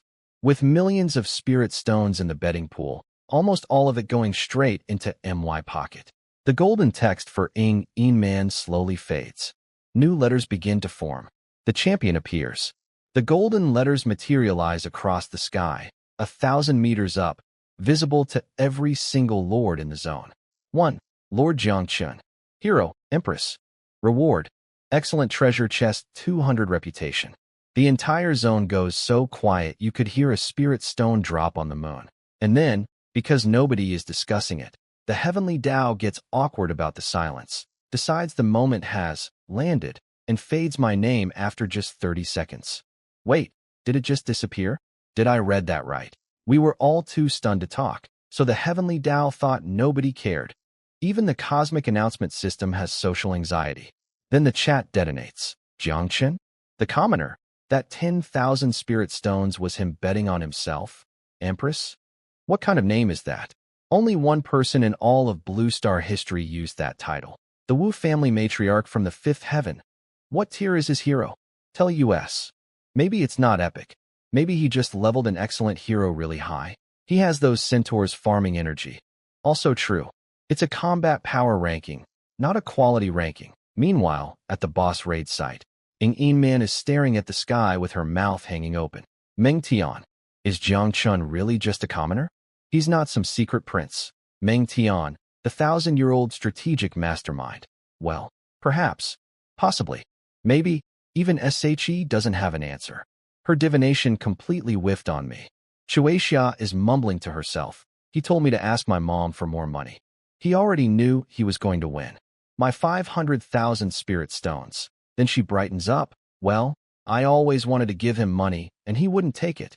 Consider this my charity contribution. Hee hee. She just reframed losing $500,000 as successful gift-giving. The mental gymnastics are Olympic level. Lin Mo nearly collapses. His hero has to physically hold him upright. A commoner beat me? I offered to make him my farm account. He's calculating escape routes now. Maybe I should get a city transfer token and move to a different newbie town. I could be mayor anywhere else. Why am I competing against these psychopaths? He lost everything. Half his savings on himself, half on Ng Man, plus hundreds of thousands borrowed from friends. The man is in debt because of me. But the real ugliness starts with the random lords who went all in on Ng Man. One of them goes absolutely unhinged. This is Jiang Chen's fault. Without him, Ng Man would have been first, and we'd all be rich. Others pile on. He needs to refund us our money and the 28% we were supposed to earn. If he refuses, what's he going to do against all of us? Shueixia steps forward like a shield. You lost a bet. You want someone to blame? Blame your own greed. Grow up, one lord sneers. You bet on Ng Man too. This is your fault for organizing the raid. My fault? I organized a boss hunt. You idiots turned it into a casino. She's laughing now. The scary kind. Get out of my territory. All of you. The guy starts to puff up, but then another voice cuts through. So I'm responsible too? Ng Man steps forward, calm as a frozen lake, staring him down. He remembers Meng Tian. He remembers the arms on the ground. His bravado deflates like a punctured balloon. Haha, of course not. Being strong isn't a crime. You know him why hero is strong. Ng Man says coolly. Jiang Chen's hero is stronger. So who exactly are you planning to punish? But you're royalty. He's just a commoner. Disappear. Now, go grind levels instead of plotting revenge you can't execute. They scatter like cockroaches when the lights come on. Even Lin Mo slinks away quietly. Shueixia sighs. Those gamblers won't let this go. I need to warn Jiang Chen. Ng Man shrugs. If he can't handle jealousy, he should retire to Blue Star and take up gardening. Then she turns to Shueixia with a bright smile. Let's be sisters. I'm older, deal. Thank you. Ingjia, Ng Man transferred 1 million spirit stones to you. Here's some pocket money, little sister. Ask if you need more. Bye. She flies away on her iron eagle, leaving Shueixia standing there holding 1 million spirit stones that materialized from a single, big sister relationship that's existed for 30 seconds. Is this what having rich friends is like? Meanwhile, up in the sky, Ng Man is fuming to Meng Tian. It was definitely Jiang Chun who stole that tiger demon before us. He took all the loot and left me to take the blame. Ahem, Your Highness. Language. I don't care about language. He made me his scapegoat. Meng Tian admits she underestimated me. With her at 125 stars, level 7 plus 2 epic equipment pieces, she calculates I either have an epic hero or I pumped an excellent hero to level 15. Either way, she concedes. Jiang Chun is formidable. I was wrong to dismiss him. Ng Man's eyes light up. So now can I make him my vassal lord? Your Highness, you set that entire conversation up just to ask me that again, didn't you? Maybe. Back on Dragon 9, I catch the system notification. Hero Rankings 1. Reward. Excellent chest 200 reputation. 200 reputation points. That's massive. Reputation unlocks special events. Traveling merchants, powerful warriors seeking employment, hidden quests. This is worth more than 10 excellent chests. Then the real notification drops. Betting pool result. Your wager of 10,000 spirit stones on the winner. Your share, 99.01%. Payout, 4,752,480 spirit stones. 4,752,000. I grip Dragon 9 scales so tight, I think I left permanent marks. Nearly 5 million spirit stones. From a 10,000 stone bet. That's a 475x return. Combined with last night's equipment sales and this morning's spirit food listings, my total assets have officially crossed 5 million spirit stones. Yesterday, I was a student loan orphan with a landscaping talent. Today, I'm a multi-millionaire dragon-riding lord with a 200-star empress, 12 legendary dragons, 12 epic goddess warriors, and an army of excellent centaurs. And the best part? I know exactly where every single stone is going. Epic equipment upgrades. The Torrent Palm Skill Book. More epic troop squads. Farmland and kitchen construction. And maybe, just maybe, building the Empress's personal legendary troop facility, the Heavenly Sound Pavilion. 5 million sounds like a lot until you remember my creation stone can burn through 5 billion. The grind never stops. But today I sit on a dragon, watch the sunset, and let myself feel rich for 5 whole minutes before I start spending again. The Empress feels my heart racing through my back and asks, "My lord, you seem excited. You're about to be excited too. Why?" "Because I'm building the Heavenly Sound Pavilion." Her eyes go so wide I'm worried they'll fall out. The Heavenly Sound Pavilion is her building, her old sect from her original dimension. It recruits 9 legendary tier 9 heavens holy maidens and unlimited excellent tier disciples. Thank you, my lord. Affection 1. Current. 91. Millions of spirit stones committed, and I get 1 affection point. At this exchange rate, reaching 100 affection would bankrupt a small nation. I messaged Shueixia to rub it in a little. Just a tiny bit. Broke yet? Need a loan? Only 3% daily interest. She sends me a screenshot. Balance. 1 million spirit stones. I nearly choke. She lost everything gambling against me, and she has 1 million stones? Where did you? Ingje gave it to me. I was broke so. I called her big sister. She called man, big sister, one time and got 1 million spirit stones as a welcome gift. I almost have a breakdown. I spent 2 days scheming, fighting, grinding, scamming, and flipping swords to earn my fortune. This girl said 2 words and got 1 million. I swallow my pride. Hey, do me a favor. What? Asking man if she needs a little brother. On the way home, I stop by the centaur nest. 6 new recruits waiting. I grab them all, upgrade them to excellent with troop souls, and assign them to guard resource points. 10 minutes later, Dragon 9 touches down at my territory.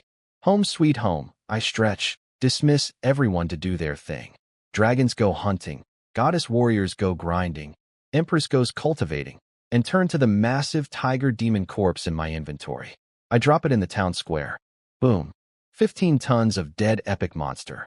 My farmers rush over with their tools, ready to butcher it like they've done with every other creature. But I stop them. Hold on.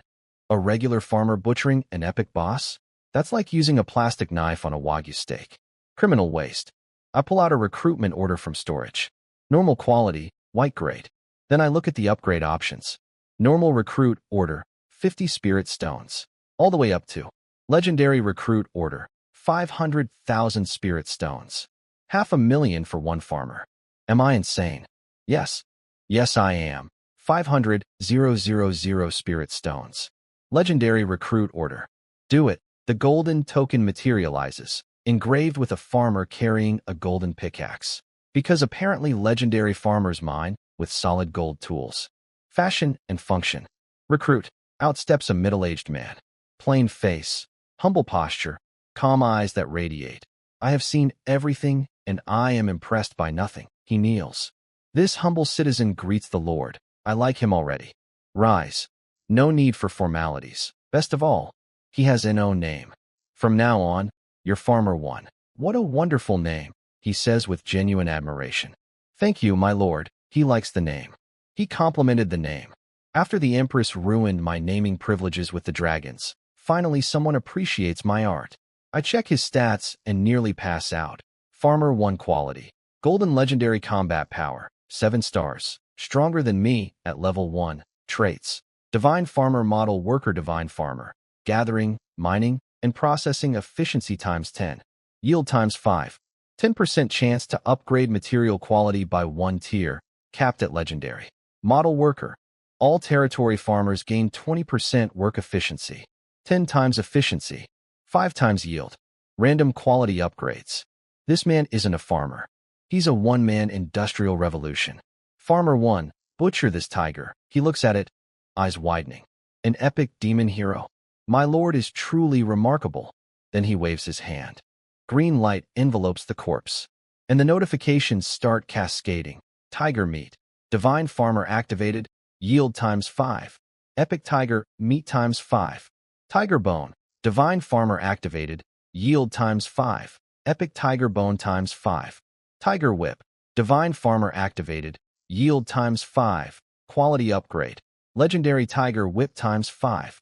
Under 1 minute. A 15-ton epic monster becomes 1,500 portions of tiger meat, 200 tiger bones, 5 tiger hides, 5 tiger whips, all at minimum epic quality, with about 10% at legendary. And the tiger whip, the one item that upgraded to legendary? Tiger whip, legendary, a man's gas station, a woman's beauty salon. Effects speak for themselves. I definitely don't need this. Definitely. But someone out there will pay an astronomical price for it. The 500,000 spirit stones I spent on Farmer 1 just paid for themselves from one corpse. This man is the highest ROI investment of my entire career. Now, the main event. I open the Empress's Hero Building panel. Heavenly Sound Pavilion recruitable. 9 Heaven's Holy Maidens, legendary, max 9. Heavenly Sound Disciples, excellent, unlimited, required materials. Heavenly Sound Wood, epic, times 2, 000, Darking Stone, epic, times 1, 000, Stardust Gold, epic, times 1, 000, Energy times 100, 000, Space, 1,000 square meters. I look at the material list. Then I look at my creation stone.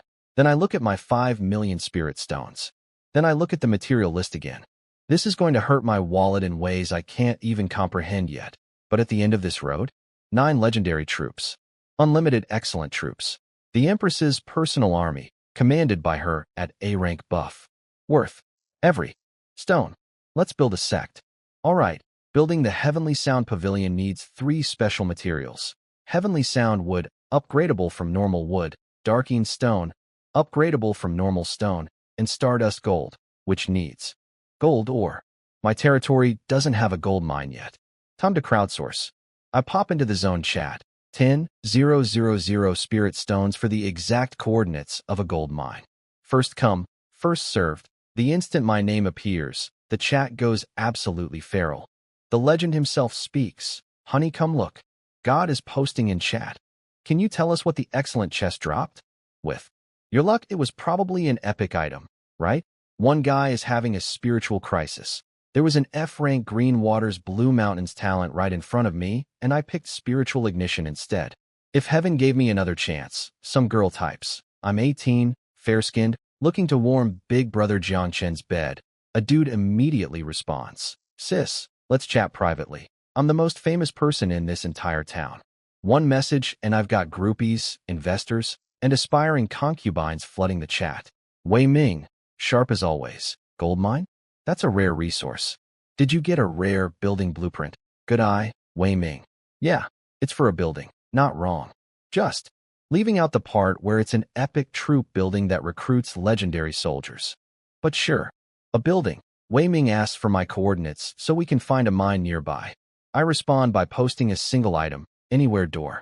Wei Ming nearly faints. You have an anywhere door? Did the excellent chest drop that? Then Ing Man materializes in chat like a shark smelling blood. Is the anywhere door for sale? 1 million spirit stones. Right now, 1 million. For an item worth maybe 100,000 on Blue Star. This woman treats money like it personally offended her family, and she's seeking revenge through spending. Sorry, I need this one. Next time for sure. Fine. But if you have any high-tier gear you're not using, sell it to me. I'll pay top dollar, actually. IDEO have dozens of rare and excellent equipment pieces gathering dust. Let's add each other as friends. I'll send you a list tonight. Deal? Wei Ming. Add me too, sure. He's actually decent for a trust fund kid. Friends list updated. Shueixia, yeah, Ing Man, Wei Ming. Total, 4. From 0 to a small social circle in 2 days. Growth. The chat immediately floods with friend requests. Add me. We might be long-lost brothers. I'm also surnamed Jiang, Big Brother Jiangchun. Do you need a little sister? I'll call you daddy if that's what it takes. The things money does to people. I sigh. Then a lord named He Chi speaks up. Big boss Jiangchun. I once stumbled across a gold mine. Want me to go take a photo for you? That was fast. My eyes light up. Yes. Send it to me privately. Everything's going perfectly. Too perfectly. And right on cue, Shueixia calls. She looks deadly serious. Jiangchun, I don't know why you need gold, but do not go to He Chi's territory. Why? Hichi was one of the lords I recruited for the boss raid today. The same group that lost everything betting against you. They're plotting revenge. This is almost certainly a trap. A trap?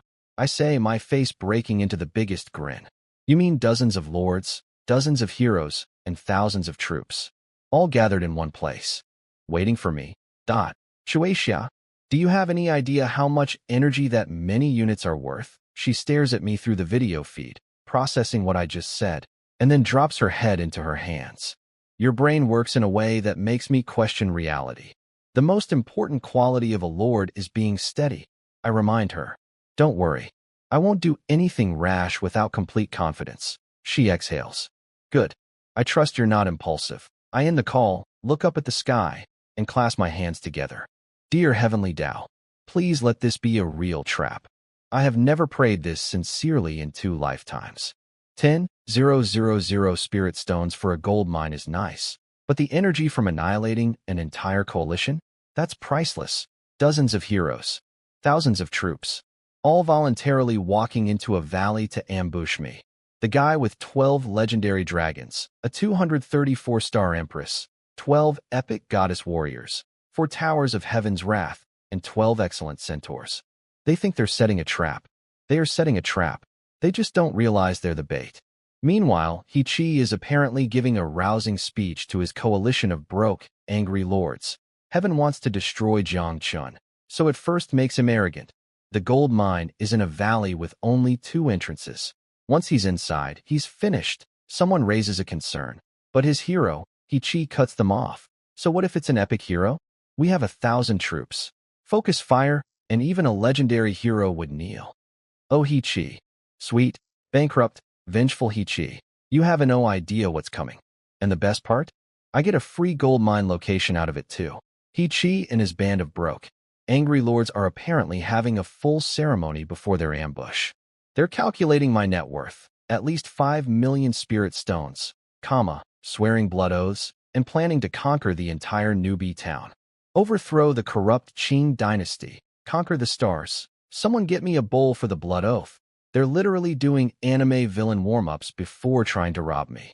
These guys don't even have enough money for lunch, and they're planning galactic conquest. Hichi outlines the master plan. Lure me in, cut off my arm, because apparently I started that trend and now everyone's doing it. Steal all my money. Then, throat-cutting gesture. To his credit, Lin Mo, the one guy with actual brain cells, stands up and says, I can't participate in murder and robbery. Good luck though. Then he leaves. But not because he's honorable. Oh no.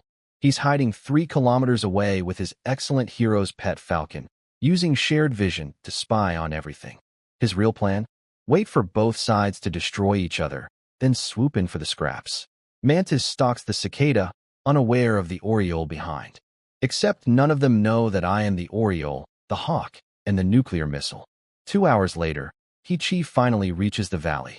He sets up his ambush, 1,000 troops hidden in a canyon with only 2 exits. Textbook trap. Then he calls me on video. Sweating. Trying to act casual. Sorry for the delay, boss. The mine was far away. I play my role perfectly. Slightly annoyed, slightly impatient. Took you long enough. Is it real? He sends a photo. Gold mine, guarded by level 12 monsters. I frown. Looks legit, but it's pretty far. I'll come verify in person. Hichi nearly explodes with excitement. Here are my coordinates. Your humble servant awaits. The weird thing is, I'm also grinning like a maniac.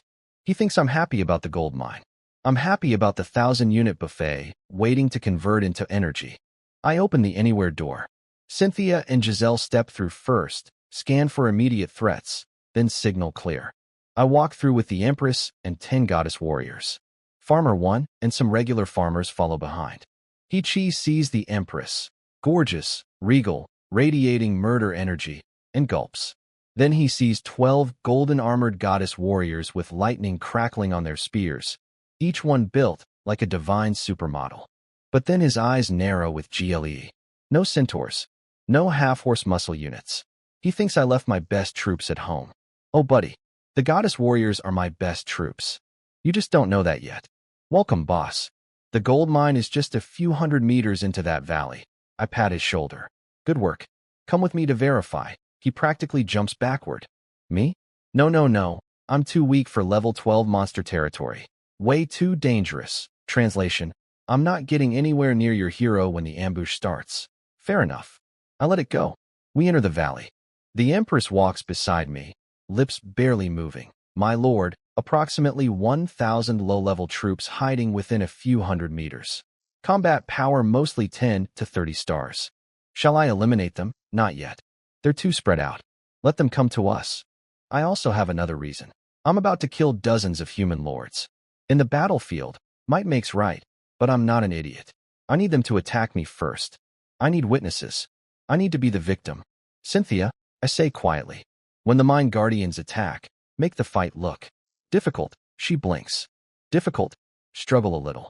Look like you're having a hard time. My lord, that's an insult to our warrior pride. Then struggle as little as your pride allows. The Empress chuckles. My lord, isn't this entrapment? I glare at her. Entrapment? I am the victim here. This is self-defense. Then she whispers. That falcon above us? It's being controlled by someone. I look up. A hawk circling overhead. Someone's watching through its eyes. Lin Mo.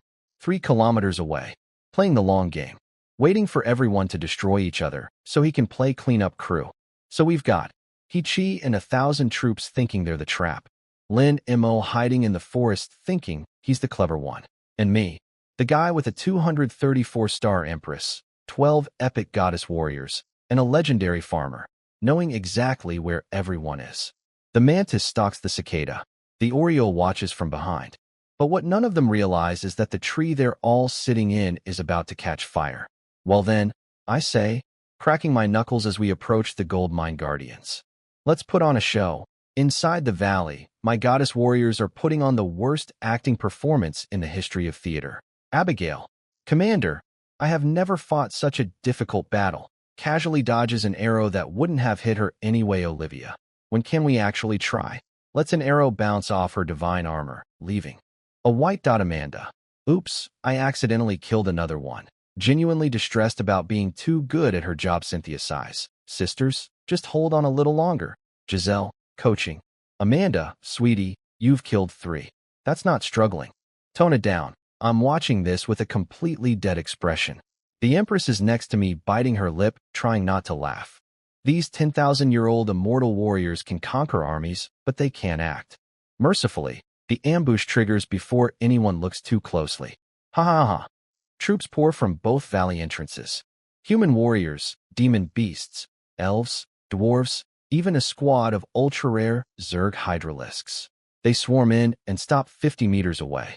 He-Chi struts out from behind his wall of meat, looking like he just won the lottery. Jiang Chun, bet you never saw this coming. I sigh. You're right. I didn't expect this. He starts to grin. I didn't expect you to be this stupid. His grin freezes. I continue. You should have collected the 10,000 Spirit Stone Finder's fee before springing the trap. Now you get nothing. He-Chi's breathing hitches. My calmness is clearly unsettling him. People who are about to die don't usually critique your business strategy. Then Cynthia yells out. Excuse me. Interrupting. My lord, we can't hold on much longer against these Mind Guardians. He-Chi howls with laughter.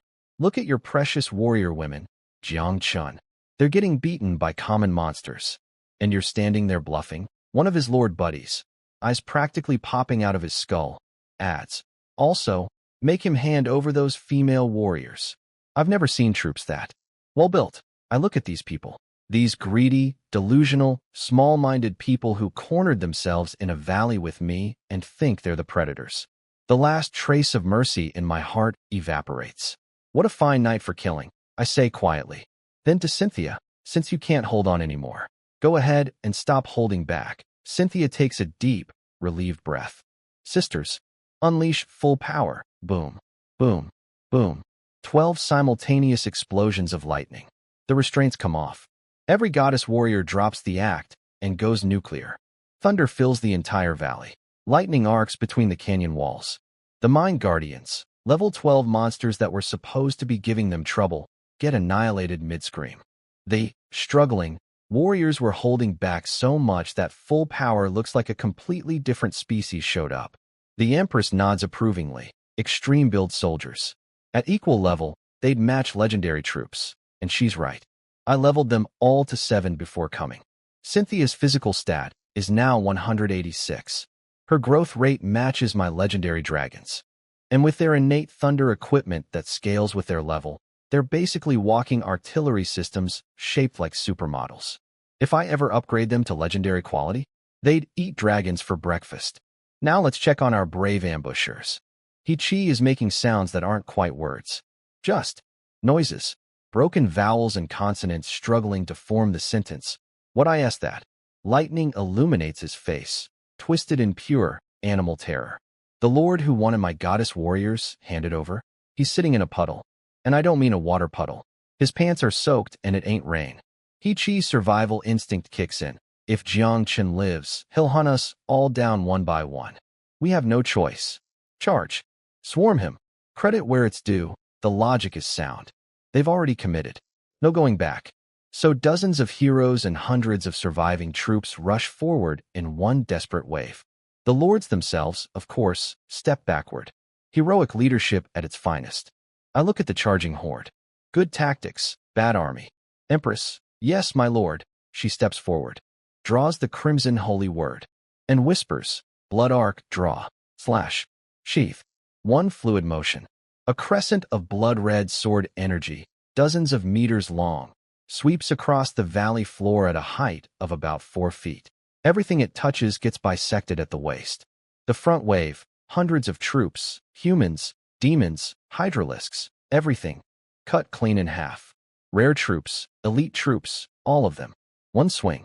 Her sword range is longer than the enemy archer's bow range. Some of them died before they were even close enough to shoot. The few arrows that did launch bounce harmlessly off my epic phantom armor. Only a handful of dwarfs survive. Because they're short, the sword arc passed over their heads. They're standing there surrounded by bisected corpses, looking around like, that what just happened? The Empress returns to my side and shakes her head. Too weak. The battlefield freezes. Total silence except for the sound of, well, body parts hitting the ground. He-Chi is whispering to himself, Empress, Empress. Can an epic hero really be this strong? Buddy, she's not epic. She's legendary. And she just demonstrated why that tier gap exists. Then my goddess warriors finish clearing the Mind Guardians and silently take positions around me. I survey the carnage. The surviving lords, technically unhurt but spiritually destroyed, stare at me with wide, empty eyes. These people are different from Limuja. Limuja had money to extort. These lords already gambled away everything they had. Their pockets are empty. Their troops are dead. They have nothing left to offer me. Nothing except energy. Kill them all. No survivors. Cynthia doesn't need instructions. One glance at the enemy formation, clustered, panicking, tripping over their own dead, and she knows exactly what to do. Thunder throw.